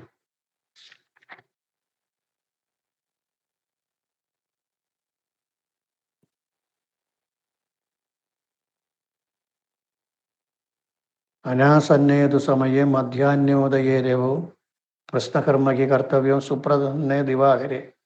ഞാൻ എപ്പോഴും പറയാറുള്ള ഒരു ശ്ലോകമാണ്, ഓർമ്മിച്ചിട്ടുണ്ടോ? അനാസന്നേതു സമയേ മധ്യാഹ്നോദയേ രവേ പ്രശ്നകർമ്മയ്ക്ക് കർത്തവ്യം സുപ്രസന്നേ ദിവാകരെ. 3-ാമത്തെ ശ്ലോകം. മോശമായ സമയത്ത് ഒരാൾ വരാൻ പാടില്ല. അസമയത്ത് പ്രശ്നം വയ്ക്കാൻ വരാൻ പാടില്ല. സൂര്യൻ പ്രസന്നനായിരിക്കുന്ന സമയത്തേ വരാവൂ. അതിലും നടു ഉച്ചയും ഏർലി മോർണിംഗ് സൂര്യ ഉദയ സമയവും നടു ഉച്ച സമയത്തും വരരുത്. എന്നുള്ളതിനെ സൂചിപ്പിക്കുന്ന ശ്ലോകമാണ്. അത് കഴിഞ്ഞിട്ട് ഇനി ഞാൻ പറഞ്ഞു തരുന്നത് ശ്രദ്ധിച്ചോളൂ. അഷ്ടമംഗല വയ്ക്കുന്ന സംഭവത്തിനെ കുറിച്ചാണ് ഈ അധ്യായത്തിൽ പറയുന്നത്. ആദ്യമായിട്ട് നമ്മളൊരു പ്രശ്നം, അഷ്ടമംഗല പ്രശ്നമൊക്കെ വയ്ക്കുമ്പോൾ ഒരു പ്രഥമാനീതം എന്ന് പറയും. ആദ്യമായിട്ട് ഒരു വസ്തുവിനെ എടുക്കാൻ പറയുന്നത് ഭസ്മമായി കൂടാ എന്നുള്ളതാണ് ആ 4ാമത്തെ ചാപ്റ്ററിൽ പറയുന്നത്.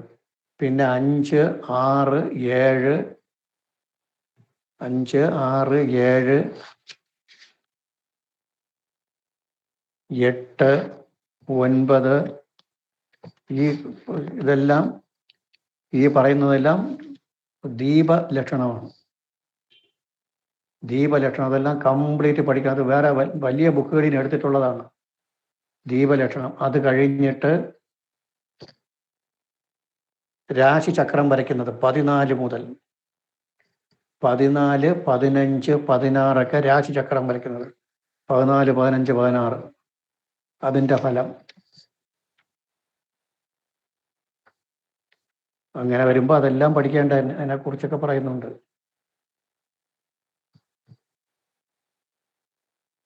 അത് കഴിഞ്ഞിട്ട് ഞാൻ കൂടുതലും വായിച്ചിട്ടുള്ളത്, എന്നിട്ട് അതിനകത്ത് വേറെ ഒരു ശ്ലോകമുണ്ട്. കൈലാസാദ്രീശകോണെ സുരവിടപതടേ സ്ഫാടികേ മണ്ഡവേ സന്മാതങ്കാരാദി പീഡോപരിപല്ലം സേവ്യമാനം സുരോഹൈഹി ജാനുസ്തം വാമഭാഗം മൃഗമിവരശും ജ്ഞാനമുദ്രാമകന്ധം നാഗോതു തീക്ഷം ദദർഷികണ ജ്ഞാനം ഈശാനമയുടെ. അത് 10ാമത്തെ ശ്ലോകം. അത് ഇതിനകത്തുള്ളതാണ്, 4-ലുള്ളതാണ്.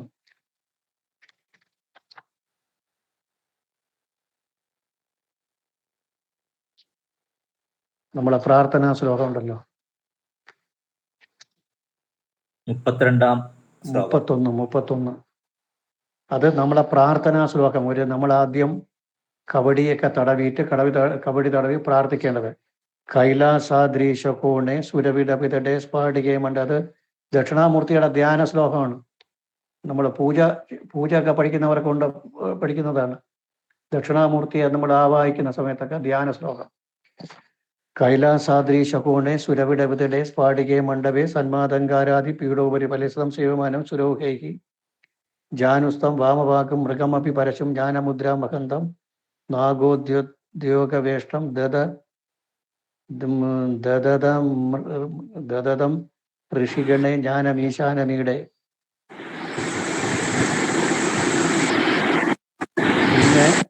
പിന്നെ ഒരു ശ്ലോകം കൂടി പഠിക്കണം.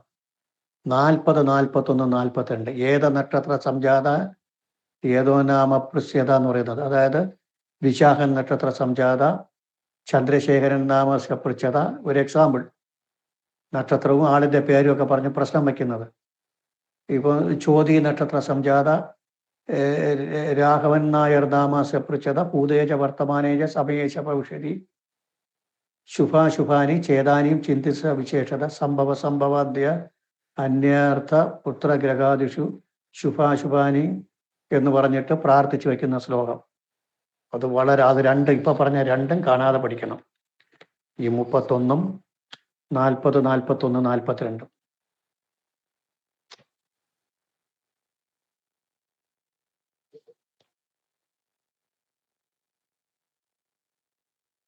പിന്നെ കിടപ്പുണ്ട്, ഇനിയും ഉണ്ട്. ഇനി അഷ്ടമംഗല സംഖ്യയൊക്കെ പറയണോ? ചാപ്റ്റർ 7 വേണോ? ചാപ്റ്റർ 7. അഭീഷ്ടാർത്ഥാഗമം കീർത്തി ജയം ഭൂപതിമാനനം സഭാജന ഗ്രാമകൽസീർത്തിം കുരുദേവരി ചോരപൂപായുധ അഗ്നിഭം. 7, 8, 9, 10, 11, 12, 13, 14. 7ാമത്തെ ചാപ്റ്ററിൽ 7, 8, 9, 10, 11, 12, 13, 14. അത് കഴിഞ്ഞിട്ട് 15, 16, 17, 18, 19, 20, 21, 22. ആരോഗ്യം അർത്ഥലാഭം ച ലഭതേ ശത്രുനാശം പുത്രലാഭം ച നിയമ ദ്വദശന്നറച്ചന ചിത്തദുഃഖം മന മഹാവ്യാധി ശത്രുപീഠം നിരർത്ഥതാം സ്ഥാനഭ്രംശം വിവാദം ച ലഭതേ ധൂമദർശനാൽ നീരോഗത്വം സുതാപ്രാപ്തിയും മനപ്രീതിയും ധനാഗമം എന്ന് പറഞ്ഞിട്ട് ഇങ്ങനെ പോരും. വിപ്രവാസം 22. അതെല്ലാം പഠിക്കേണ്ടതല്ലേ.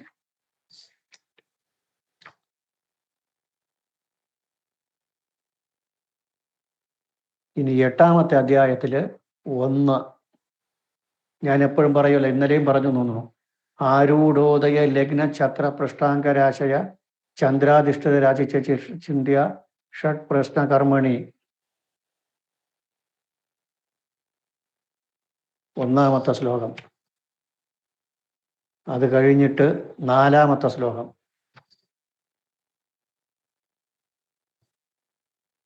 പിന്നെ 6-ാമത്തെ ശ്ലോകം. ആരൂഢേശ ബലവിരഹേന്ദ്രവേ വീര്യക്തി തസ്മിൻ കാലേ വിപതതി തരാം ജായതേ പൃച്ഛകസ്യ. അത് പഠിക്കണം. പിന്നെ ബാലൻ 9-ാമത്തത് ബാലശ കുമാരോ യുവം എന്ന് പറയുന്ന ഒരു ശ്ലോകം.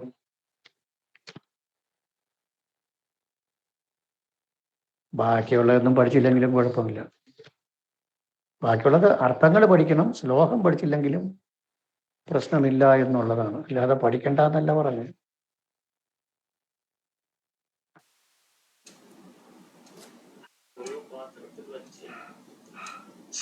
ഇനിയൊക്കെ പഠിച്ചോണ്ടാ മതി. ഇനിയൊക്കെ ബാക്കി അർത്ഥങ്ങൾ ഞാൻ പറഞ്ഞു തന്നതിനെ വെച്ചിട്ട് പഠിച്ചോണ്ടാ മതി. ഇനി നമുക്ക് ലാൽ സാർ.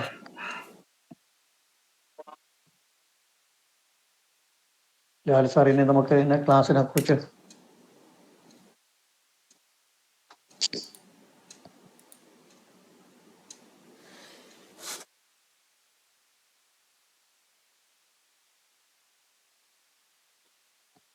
എല്ലാവർക്കും നമസ്കാരം. അപ്പൊ നമ്മൾ ഇന്നത്തെ കൊണ്ട് ക്ലാസ് ഒന്ന് തീരുകയാണ്. ഏകദേശം 1 വർഷം ആയി ക്ലാസ് ഉണ്ട് ഇത് തുടങ്ങിയിട്ട്. അപ്പൊ നിങ്ങൾക്ക് നിങ്ങളുടെയൊക്കെ അഭിപ്രായങ്ങൾ അറിയണമെന്നൊരു ആഗ്രഹമുണ്ട്. അതുകൊണ്ട് നിങ്ങൾ ഓരോരുത്തരായിട്ട് മൈക്കൊക്കെ ഓൺ ചെയ്ത് വീഡിയോ ഒക്കെ ഓൺ ചെയ്ത് നിങ്ങളുടെ ഈ ക്ലാസ്സിനെ പറ്റിയുള്ള അഭിപ്രായങ്ങളും എല്ലാം ഒന്ന് പറഞ്ഞാൽ നന്നായിരുന്നു. കേൾക്കാൻ താല്പര്യമുണ്ട്. പിന്നെ ആരെയും കണ്ടിട്ടില്ല, പലരെയും കണ്ടിട്ടില്ല, കുറച്ചുപേരെ കണ്ടിട്ടുണ്ട്. അപ്പൊ എല്ലാവരെയും ഒന്ന് കാണുകയും ചെയ്യാം.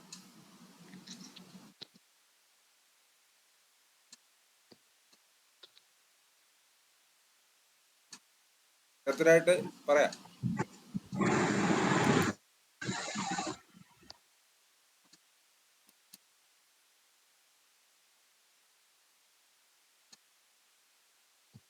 പരമേശ്വരൻ സാറ് ബോംബെന്ന്, മുംബൈ. മോഹൻ സാർ ക്ലാസ് എടുക്കുന്നതൊക്കെ വളരെ നന്നായിട്ടുണ്ട്. പക്ഷെ അത് പഠിച്ചെത്തുക പറഞ്ഞാൽ ഭയങ്കര കഷ്ടം തന്നെയാണ്. ഇത്രയും ശ്ലോകങ്ങളും ഇതെല്ലാം. എന്നാലും ഡെയിലി റിഫർ ചെയ്യുന്നുണ്ട്. എന്നാലും അത് മനസ്സിലാക്കാൻ കുറച്ച് ബുദ്ധിമുട്ടുണ്ട്. അത് മെല്ലെ മെല്ലെ കിട്ടുള്ളൂ. എന്തായാലും നന്നായിട്ടുണ്ട്. സാർ ക്ലാസ് എടുക്കുന്നത് വളരെ ചിട്ടയായിട്ട് നന്നായിട്ടുണ്ട് സാർ. അതാണ് എൻ്റെ അഭിപ്രായം. സാറ് എവിടെയാണ് സ്ഥലം? ഡീറ്റെയിൽസ് കൂടി ഒന്ന് പറഞ്ഞാൽ മതി, ചെറുതായിട്ട്, ലൈറ്റായിട്ട്. എന്റെ സ്ഥലം നെന്മാറയാണ്, പാലക്കാട് ജില്ല, നെന്മാറ. പരമേശ്വരൻ എന്നാണ് പേര്. ഞാൻ റിട്ടയർഡ് ബാങ്ക് ഉദ്യോഗസ്ഥനാണ്.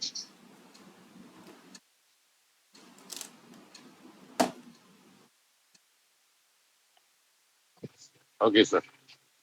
ഓക്കെ. അടുത്ത പ്രദീപ്.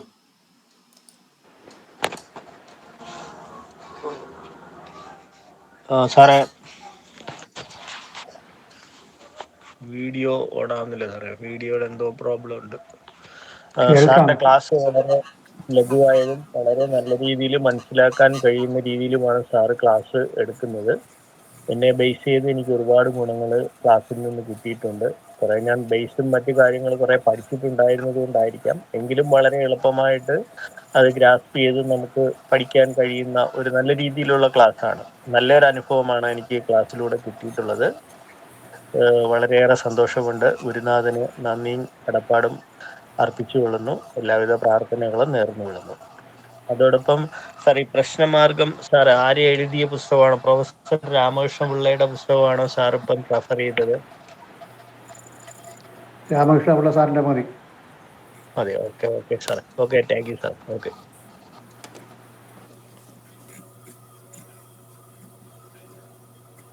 അടുത്ത ബിജു.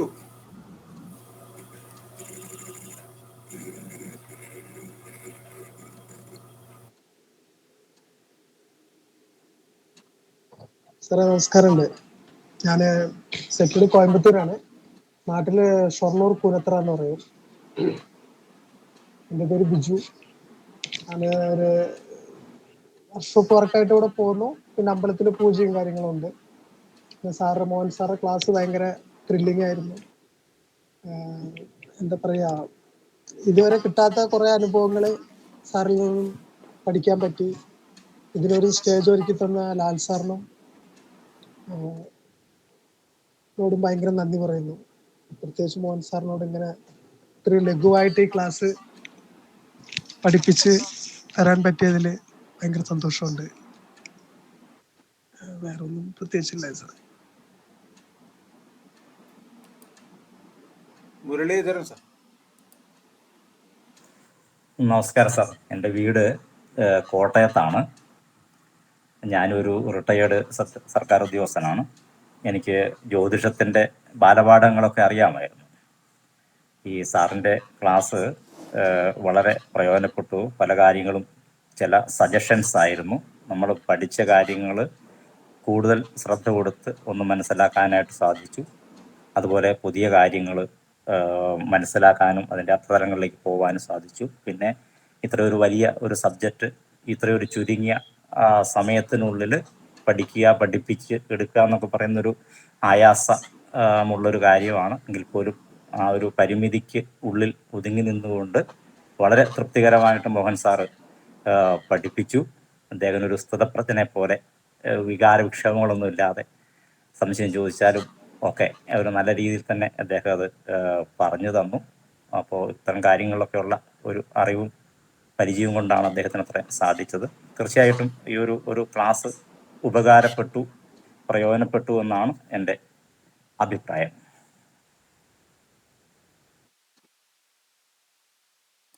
മധുസൂദനൻ നായർ സാർ.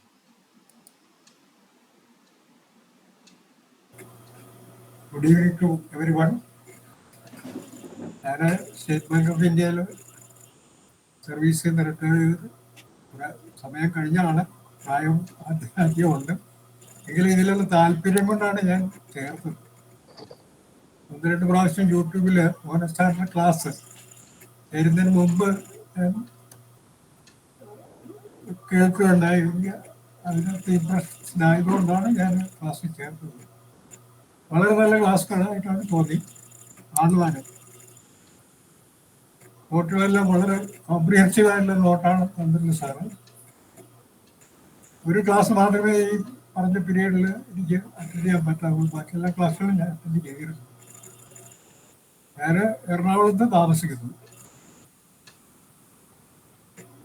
നമ്മൾ പരീക്ഷ എപ്പോഴായിരിക്കും എന്നൊന്ന് ഇൻഡിക്കേഷൻ തരാൻ സാധിക്കുമെന്ന് നന്നായി. പരീക്ഷ 2 ആഴ്ച കഴിഞ്ഞിട്ടുണ്ടാവും. Okay sir, thank you. എല്ലാവർക്കും സാറിനും ലാൽ സാറിനും നന്ദി. എല്ലാവർക്കും ഓക്കെ പാർട്ടിസിപ്പൻസ് ഓൾസോ എല്ലാവരെയും അറിയിക്കും. അടുത്ത ഗോപാലകൃഷ്ണൻ സാർ, തൊടുപുഴ. സാറേ എൻ്റെ ഒരു തൊടുപുഴ. ഞാനൊരു റിട്ടയർഡ് ഉദ്യോഗസ്ഥനാണ്, ഫോറസ്റ്റ് ഡിപ്പാർട്ട്മെന്റിലായിരുന്നു. എനിക്ക് ജ്യോതിഷത്തെക്കുറിച്ച് യാതൊരു വിവരവും ഇല്ലായിരുന്നു.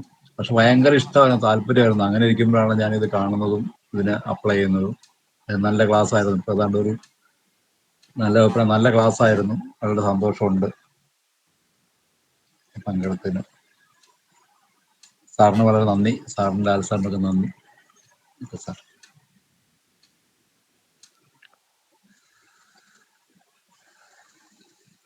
ഓക്കെ. അടുത്ത രാമാനന്ദ് സാർ.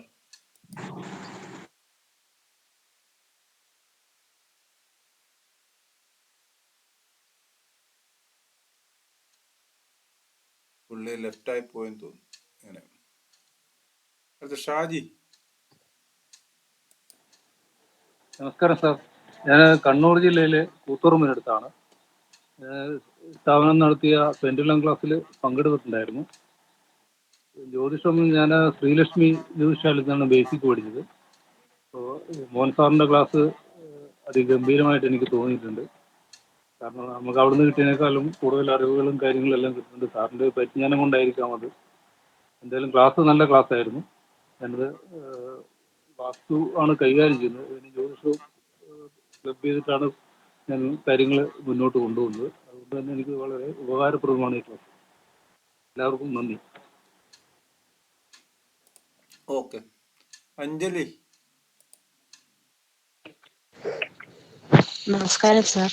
ഇവിടെ ചെറിയൊരു പ്രശ്നമുണ്ട്. ഈ കറണ്ട് ഇല്ല, അതുകൊണ്ടാണ് വീഡിയോ ഓണാക്കാത്തത്. പിന്നെ സാറിൻ്റെ ക്ലാസ് എനിക്ക് ഒരുപാട് ഇഷ്ടമാണ്. കാരണം സാറ് പറഞ്ഞു തരുന്ന പോലെ ആരും പറഞ്ഞു തരത്തില്ല. അത്ര നീറ്റായിട്ട് നമ്മൾ ചോദിക്കുന്നതിനൊക്കെ ഉത്തരങ്ങളൊക്കെ കൃത്യമായിട്ട് പറഞ്ഞു തന്നിട്ടുണ്ട്. എനിക്ക് ഒരുപാട് ഇഷ്ടമാണ് ക്ലാസ്. അതുകൊണ്ട് ഞാൻ അടുത്ത ക്ലാസ്സിലോട്ട് ചേർന്നിട്ടുണ്ട്. അതെങ്ങനെയെങ്കിലും പഠിക്കണം എന്നുള്ളൊരാഗ്രഹമുണ്ട്. അപ്പോൾ ഞാനിപ്പോൾ ചെയ്തുകൊണ്ടിരിക്കുന്ന വാസ്തുവാണ് ചെയ്യുന്നത്. പത്തനംതിട്ട ജില്ലയിലാണ്. ഒരുപാട് നന്ദിയുണ്ട് sir. Thank you. Okay, Sumesh sir.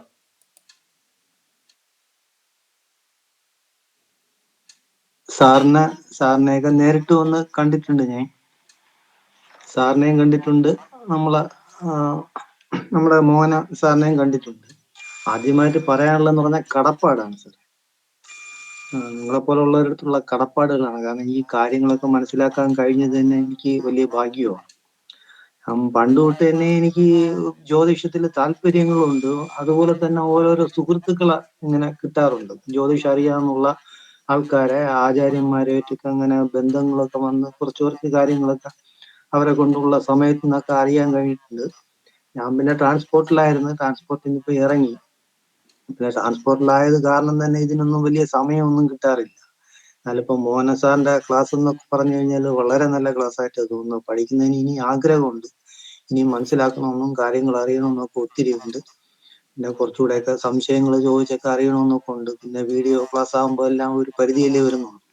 പിന്നെ സാറ് പറയും പോലെ ഈ അധ്യായങ്ങൾ ഓരോന്നൊക്കെ മാക്സിമം കാണാതെ പഠിക്കാനൊക്കെ നോക്കുന്നുണ്ട്. നല്ല രീതിയിൽ കാര്യങ്ങളൊക്കെ പഠിച്ച് നിങ്ങളുടെ എല്ലാവരുടെയും അനുഗ്രഹം, അതാണ് പ്രധാനമായിട്ട് വേണ്ടത് സാർ. അനുഗ്രഹം കിട്ടിയ അത് തന്നെ ഏറ്റവും വലിയ കാര്യം. ഇനിയും പഠിക്കണമെന്നുണ്ട്. നന്ദിയുണ്ട്. Okay, Hari sir.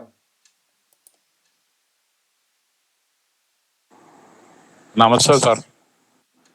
സാറേ, പ്രത്യേകിച്ച് എന്താ പറയണ്ടെന്ന് എനിക്കറിയില്ല. എങ്കിലും മോഹൻ സാറിന്റെ ക്ലാസ് വിട്ട് കളയാൻ ഞാൻ തയ്യാറല്ല.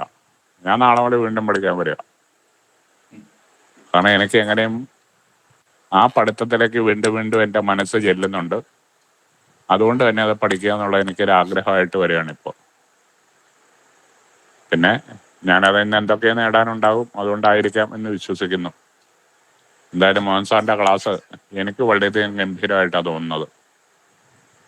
സംശയങ്ങൾ തീർത്ത് തരുന്നതുകൊണ്ട് തന്നെ വീണ്ടും വീണ്ടും സംശയങ്ങൾ ചോദിക്കാനുള്ള ഒരു ഇതും വരുന്നുണ്ട്. ആ രീതിയിൽ ഞാൻ എന്തായാലും പഠിച്ച് മുമ്പോട്ട് പോകുന്നു.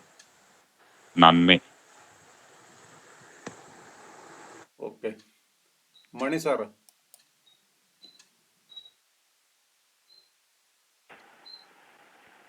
എൻ്റെ പേര് മണി എന്നാണ്. ഞാൻ എറണാകുളം ജില്ലയിലാണ്. പൂജ ഫീൽഡാണ്, പൂജാരിയാണ്. കൂടാതെ ട്യൂഷൻ നടത്തുന്നുണ്ട്. +2 വരെ ട്യൂഷൻ എടുക്കുന്നുണ്ട്. അപ്പോൾ ബേസിക് പഠിച്ചത് ഇവിടെ തന്നെയാണ്. മോഹൻ സാറിൻ്റെ ക്ലാസ് വളരെ എഫക്റ്റീവായിരുന്നു. കാര്യങ്ങളെല്ലാം മനസ്സിലാക്കി. അത് കാരണം ഞാൻ അടുത്ത ബാച്ചിന് ചേർന്നിട്ടുണ്ട്.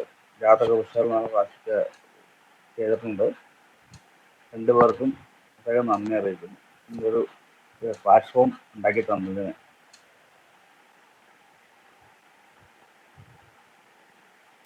Okay, Sunil Kumar sir. ഇന്നൊരു ദിവസത്തേക്ക് എങ്കിലും എല്ലാവരുടെയും മുഖം ഒന്ന് കണ്ടാൽ കൊള്ളായിരുന്നു. നമസ്തേ, ഞാൻ സുനിൽകുമാർ, ചെങ്ങന്നൂരാണ്. ശരിക്കും ഞാനൊരു 18 വയസ്സ് മുതൽ താന്ത്രിക കാര്യങ്ങൾ ചെയ്തു തരുവാണ്. അതിനാണ് കൂടുതൽ ചെയ്യുന്നത്. അപ്പം ബേസിക് നമ്മുടെ പഠിച്ചു. ഈ കാര്യങ്ങൾ മോഹൻ സാറിൻ്റെ ക്ലാസ്സിൽ പങ്കെടുത്തു. അപ്പോൾ എൻ്റെ ഒരു മേഖല അത് ആയതുകൊണ്ട് എനിക്ക് കൂടുതൽ പ്രയോജനപ്പെട്ടിട്ടുണ്ട്. ഇനി അടുത്ത ക്ലാസ്സിൽ ഞാൻ ഉണ്ടാവും. ആകുന്നവൻ പഠിക്കാം എന്നാണ് ആഗ്രഹിക്കുന്നത്. വളരെ നല്ല ക്ലാസ്സുകളാണ്. ഞാൻ കുറേ ആൾക്കാരൊക്കെ പഠിക്കാൻ നമ്മുടെ ഈ ക്ലാസ് പറ്റി പറഞ്ഞു കൊടുത്തിട്ടുണ്ട്. പിന്നെ ഈ സമയത്തിൻ്റെ പ്രശ്നം ഇടയ്ക്കിടയ്ക്ക് പൂജാതി കാര്യങ്ങളുള്ളതുകൊണ്ട് ഒരു പ്രശ്നം വരുന്നുണ്ട്. പിന്നെ കൂടാതെ ഞാനൊരു ക്ഷേത്രത്തിൽ മേൽശാന്തിയായിട്ടും നിൽക്കുന്നുണ്ട് ചെങ്ങന്നൂർ ലക്ഷ്മീലക്കാവിൽ. അപ്പോൾ അതിൻ്റെ ഒരു സാഹചര്യ പ്രശ്നങ്ങളൊക്കെ ഉണ്ടെങ്കിലും പരമാവധി ക്ലാസ്സുകൾ അറ്റൻഡ് ചെയ്യാൻ പറ്റി. സാറിൻ്റെ ക്ലാസ്സുകൾ നമുക്ക് അതുപോലെ മനസ്സിൽ ഇപ്പോഴും നിൽപ്പുണ്ട്. പിന്നെ ഞാൻ പുസ്തകങ്ങൾ സാറ് പറഞ്ഞ പോലെ തന്നെ അത് വീണ്ടും വീണ്ടും വായിക്കാൻ ശ്രമിക്കാം. കൂടുതൽ പഠിക്കാൻ സമയത്തിന് കുറവുണ്ടെങ്കിലും കാര്യങ്ങൾ മനസ്സിലാക്കാൻ പറ്റി. ഇനി അതൊന്നുകൂടെ മനഃപ്പാടമാക്കിയാൽ സാറിൻ്റെ ക്ലാസ്സുകൾ നമുക്ക് ഭയങ്കരമായിട്ട് ഫലപ്പെട്ടു എന്ന് തന്നെ പറയാം. എല്ലാവർക്കും നന്ദിയും കടപ്പാടും. അത് ഗുരുക്കന്മാർക്കോടുള്ള ഒരിക്കലും നമുക്ക് അത് പറഞ്ഞാൽ തീരുന്നതല്ലല്ലോ. അപ്പം എല്ലാവരുടെയും ഭാഗത്തിൽ നമിച്ചുകൊള്ളുന്നു. രാമാനന്ദ സാറ്.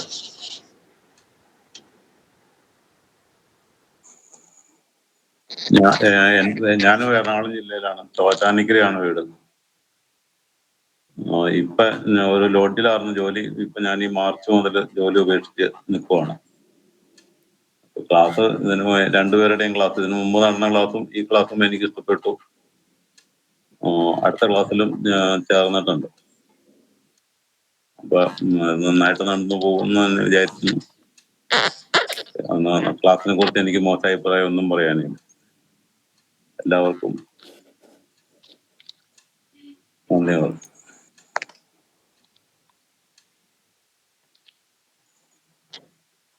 എല്ലാവരും ഒക്കെ അഭിപ്രായങ്ങൾ പറഞ്ഞായിട്ടാണ് എനിക്ക് തോന്നുന്നത്. ആരെങ്കിലും പേര് വിളിക്കാൻ വിട്ടുപോയിട്ടുണ്ടെങ്കിൽ അവർക്ക് അഭിപ്രായങ്ങൾ പറയാം.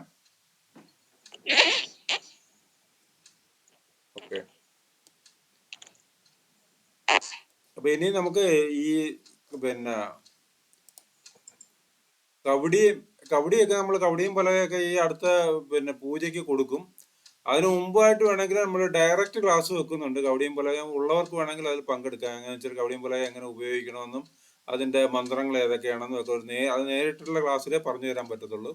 അത് മിക്കവാറും ഞായറാഴ്ചകളിൽ ചിലപ്പോൾ വെക്കാറുണ്ട്. എന്നാൽ നിങ്ങളുടെ ഗ്രൂപ്പിൽ അതിന്റെ വിവരങ്ങൾ അത് എപ്പോഴാണ് തുടങ്ങുന്നത് എന്നുള്ള സമയം അറിയിക്കാം. താല്പര്യമുള്ളവർക്ക് ഒരു ദിവസത്തെ ക്ലാസ് ആയിരിക്കും, 1 ഡേ ക്ലാസ്, രാവിലെ തൊട്ട് വൈകുന്നേരം വരെയുള്ള ഒരു ക്ലാസ് ആയിരിക്കും. അപ്പൊ അങ്ങനെ വേണമെങ്കിൽ നിങ്ങൾക്ക് അതിനകത്ത് പങ്കെടുക്കാം. പങ്കെടുക്കുമ്പോഴത്തേക്ക് അതിനകത്ത് വരുന്ന ഈ കബഡി വെക്കുമ്പോഴത്തേക്ക് മന്ത്രങ്ങൾ ഏതൊക്കെയാണ്, പിന്നെ അതിന്റെ എങ്ങനെയാണ് കബഡി ഉപയോഗിക്കേണ്ടത്, ഇതെല്ലാം കാര്യങ്ങളും സാറ് നേരിട്ട് കാണിച്ചു തരികയും അതുപോലെ തന്നെ നിങ്ങളെല്ലാം അത് ചെയ്യാൻ പഠിപ്പിക്കുകയും ചെയ്യും. നമുക്ക് ഇവിടെ നിന്ന് കബഡിയും പലയും നിങ്ങൾക്ക് തരാം. ഇല്ലാത്തവർക്ക് അത് നിങ്ങൾക്ക് ഇവിടെ വെച്ചിട്ട് പ്രാക്ടീസ് ചെയ്യാനുള്ള ഒരു അവസരമുണ്ട്. പിന്നെ അതുപോലെ ഒഴിവ് നോക്കുമ്പോഴത്തേക്ക് അതിനകത്ത് പാലിക്കേണ്ട കാര്യങ്ങൾ എന്തൊക്കെയാണ്, എങ്ങനെയാണെന്നുള്ള കാര്യങ്ങളെല്ലാം സാറ് നേരിട്ട് പഠിപ്പിച്ചു തരും. അതും നമുക്ക് അങ്ങനെയുള്ള അതെല്ലാം കൂടി ചേർത്തിട്ടുള്ള ഒരു 1 ഡേ ക്ലാസ് ആണ് നമ്മൾ വെക്കുന്നത്. അത് നിങ്ങളെ അറിയിക്കാം എന്നാണെന്നുള്ളത്. ആ സമയത്ത് അതിനകത്ത് എൻ്റെ ഗ്രൂപ്പിൽ ജോയിൻ ചെയ്താൽ മതി. പിന്നെ എല്ലാവരും പങ്കെടുത്ത എല്ലാവരോടും ഞാൻ നന്ദി പറയാണ്. നമ്മൾ ഒരു കൊറോണ സമയത്താണ് ഇങ്ങനെ ഒരു ആശയം ഉണ്ടായത്. പിന്നെ ഇത് പണ്ട് ഞങ്ങൾ നേരിട്ടാണ് ക്ലാസ് ഒക്കെ നടത്തിക്കൊണ്ടിരുന്നത്. മോഹൻ സാറ് നമ്മുടെ സ്ഥാപനത്തിൽ വന്ന് പഠിപ്പിക്കുമായിരുന്നു. പിന്നീടാണ് അത് നമ്മൾ ഈ ഒരു സാഹചര്യം മാറിയപ്പോഴത്തേക്ക് ഓൺലൈൻ ക്ലാസ്സിലോട്ട് പോവുകയും ഓൺലൈൻ ക്ലാസ്സിൽ ആയതുകൊണ്ട് പലർക്കും ദൂരെയുള്ള ആൾക്കാർക്ക് വന്ന് ദൂരെയുള്ളവർക്ക് അവിടെ നിന്ന് പഠിക്കാൻ ഒരു അവസരം ഉണ്ടാകുകയും ഒക്കെ ചെയ്തത്. പിന്നെ സാറിനെ ഇവിടെ പഠിപ്പിക്കാൻ വന്നു. സാറിന്റെ ക്ലാസ്സുകൾ വളരെ നല്ല ക്ലാസ്സാണ്. സാറിന്റെ ക്ലാസ്സുകൾ ഞാൻ എല്ലാ ക്ലാസ്സും ഇവിടെ നിന്ന് കൂടെ ഇരുന്ന് കേൾക്കുന്നുണ്ട്. അപ്പൊ അതുകൊണ്ട് അങ്ങനെ സാറിനെ കിട്ടിയത് തന്നെ ഒരു ഭാഗ്യമായിട്ട് തന്നെയാണ് ഞാൻ കരുതുന്നത്. അപ്പൊ ഈ ക്ലാസ്സിൽ പങ്കെടുത്ത എല്ലാവർക്കും ഈ സ്ഥാപനത്തിന്റെ പേരിൽ ഞാൻ നന്ദി പറയുകയാണ്. സാറിന് 2 വാക്ക് പറയാനായിട്ട് ഞാൻ സാറിനെ ക്ഷണിക്കുകയും കൂടിയാണ്. എല്ലാവരും അഭിപ്രായം പറഞ്ഞതിൽ സന്തോഷമുണ്ട്. ആദ്യമായിട്ട് പറഞ്ഞ പരമേശ്വരൻ സാറാണ്.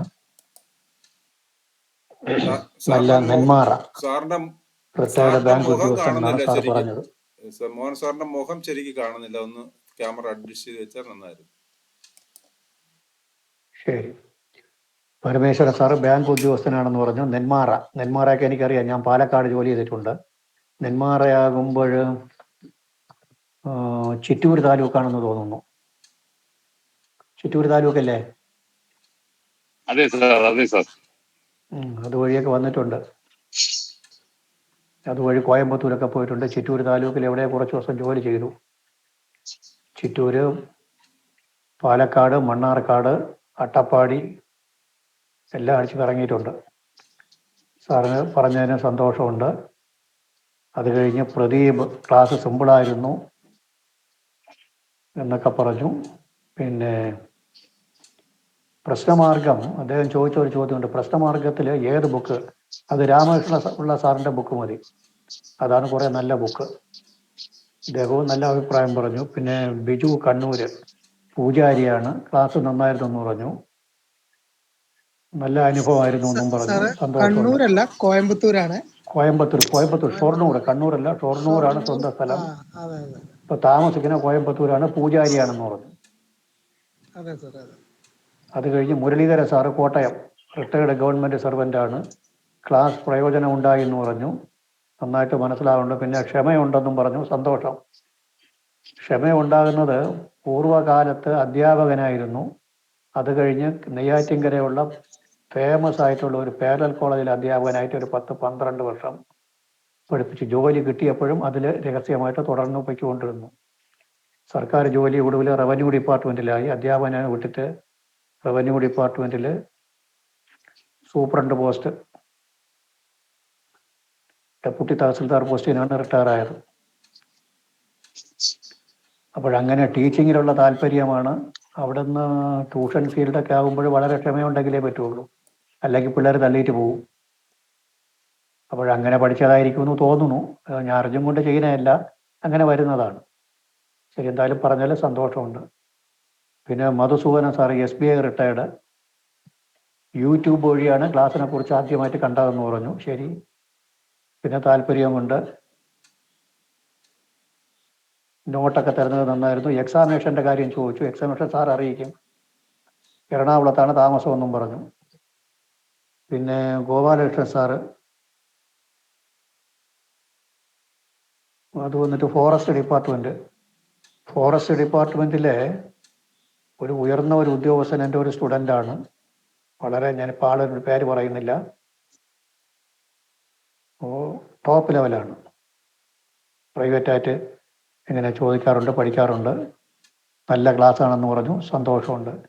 പിന്നെ ഷാജി ഫ്രം കണ്ണൂർ, ശ്രീലക്ഷ്മി ജ്യോതിഷാലയത്തിലാണ് ആദ്യം പഠിച്ചതെന്ന് പറഞ്ഞു, പ്രിലിമിനറി പഠിച്ചത്, ക്ലാസ്സൊക്കെ നന്നായിരിക്കുന്നു, നല്ല അഭിപ്രായം പറഞ്ഞതിന് സന്തോഷം. പിന്നെ അഞ്ജലി പറഞ്ഞു അടുത്ത ക്ലാസ്സിൽ ചേർന്നിട്ടുണ്ടെന്ന് പറഞ്ഞു, നല്ല കാര്യമാണ്, പത്തനംതിട്ട ഡിസ്ട്രിക്റ്റ്. അത് കഴിഞ്ഞിട്ട് സുമേഷ് നേരിട്ട് കണ്ടിട്ടുണ്ട്, കടപ്പാടുണ്ടെന്നാണ് ഒരു വാക്ക് പറഞ്ഞു, കടപ്പാട് എന്നൊരു വാക്ക് പറഞ്ഞു, വളരെ സന്തോഷമുണ്ട്. ട്രാൻസ്പോർട്ടാണ് ജോലി, വളരെ ബുദ്ധിമുട്ടുകളുണ്ട്, ഉള്ളതിൻ്റെ ഇടയിൽ കൂടെ പഠിക്കുന്നു. പിന്നെ ഹരിസാറിനെ നേരിട്ടറിയാം, ഒരുപാടൊക്കെ സംസാരിച്ചിട്ടുണ്ട്. ഹരിസാറും വേറെ അടുത്ത ക്ലാസ്സിന് ചേർന്നിട്ടുണ്ടെന്നു പറഞ്ഞു. ഹരിസാറിൻ്റെ അഭിപ്രായങ്ങൾക്ക് വളരെ സന്തോഷമുണ്ട്, ഗംഭീരമായ ക്ലാസ് എന്നാണ് പറഞ്ഞത്. ശരി, വളരെ വളരെ സന്തോഷം. പിന്നെ മണി സാർ എറണാകുളം പൂജാരിയാണ്, ബേസിക്കും ഇവിടെ നിന്ന് തന്നെ പഠിച്ചതെന്ന് പറഞ്ഞു, അടുത്ത ക്ലാസ്സിൽ ചേർന്നിട്ടുണ്ടെന്നും പറഞ്ഞു, നല്ല ക്ലാസ്സാണെന്നും പറഞ്ഞു.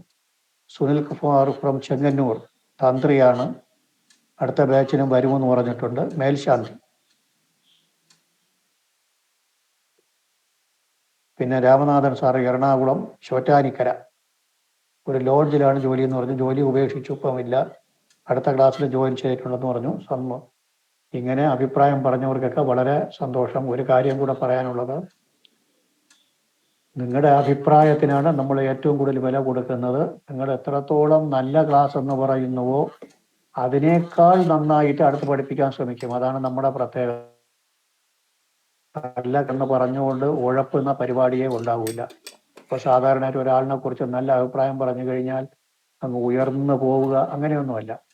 നല്ല ക്ലാസ് ആണെന്ന് പറഞ്ഞതുകൊണ്ട് അടുത്ത ബാച്ച് ഇതിനേക്കാൾ നന്നായിട്ട് എടുക്കാൻ ശ്രമിക്കും എന്നാണ് നിങ്ങൾക്ക് വാക്ക് തരികയാണ്. നിങ്ങൾ അടുത്ത ബാച്ചിൽ വരുന്നവർക്ക് ഇതിനേക്കാൾ നന്നായിട്ട് എടുക്കാൻ ശ്രമിക്കും എന്ന് നിങ്ങൾക്ക് വാക്ക് തരുന്നു. പറഞ്ഞതിനൊക്കെ വളരെ സന്തോഷമുണ്ട്.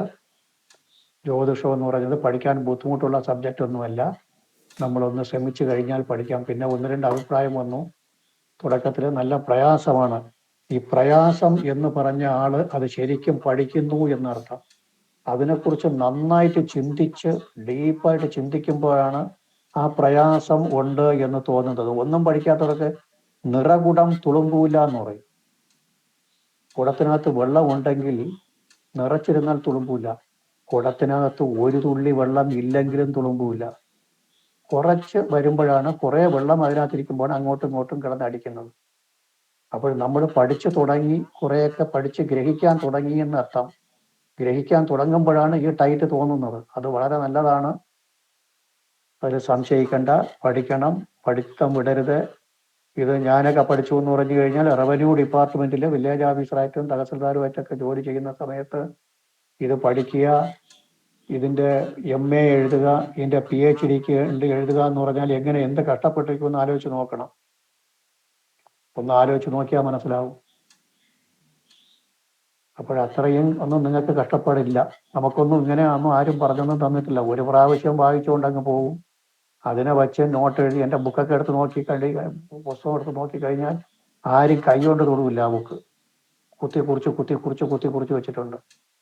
സാറ് പറയുന്നതിന് ഉടൻ കുറിക്കും. ഒരു പ്രാവശ്യം പറഞ്ഞിട്ട് അങ്ങ് പോകും, അത്ര തന്നെ. അത് നമ്മളൊരു 45-50 പേരൊക്കെ ഒരു ക്ലാസ്സിലിരിക്കും. അങ്ങനെ പഠിച്ചതാണ്. ഞങ്ങൾക്ക് അങ്ങനെയൊന്നും വരുന്നില്ല. എന്നാലും റെഗുലർ ക്ലാസ് കൂടെ ചില കാര്യങ്ങൾ റെഗുലർ ക്ലാസ്, കോണ്ടാക്ട് ക്ലാസ് അല്ലാതെ റെഗുലർ ക്ലാസ്സിലേ പറയാൻ പറ്റുള്ളൂ, ഓഫ്ലൈൻ ക്ലാസ്സിലേ പറയാൻ പറ്റുള്ളൂ. അതും കൂടി ഒന്ന് അറ്റൻഡ് ചെയ്താൽ നന്നായിരിക്കും. പിന്നെ ഒന്ന് പറയാനുള്ളത്, അടുത്തൊരു ബാച്ച് വരുന്നത് പ്രശ്ന വിശകലനവും ജാതക വിശകലനവും, അതും കൂടി ഒന്ന് അറ്റൻഡ് ചെയ്താൽ അതിൽ വരുന്നത് കംപ്ലീറ്റ് എക്സാമ്പിൾസ് ആണ്.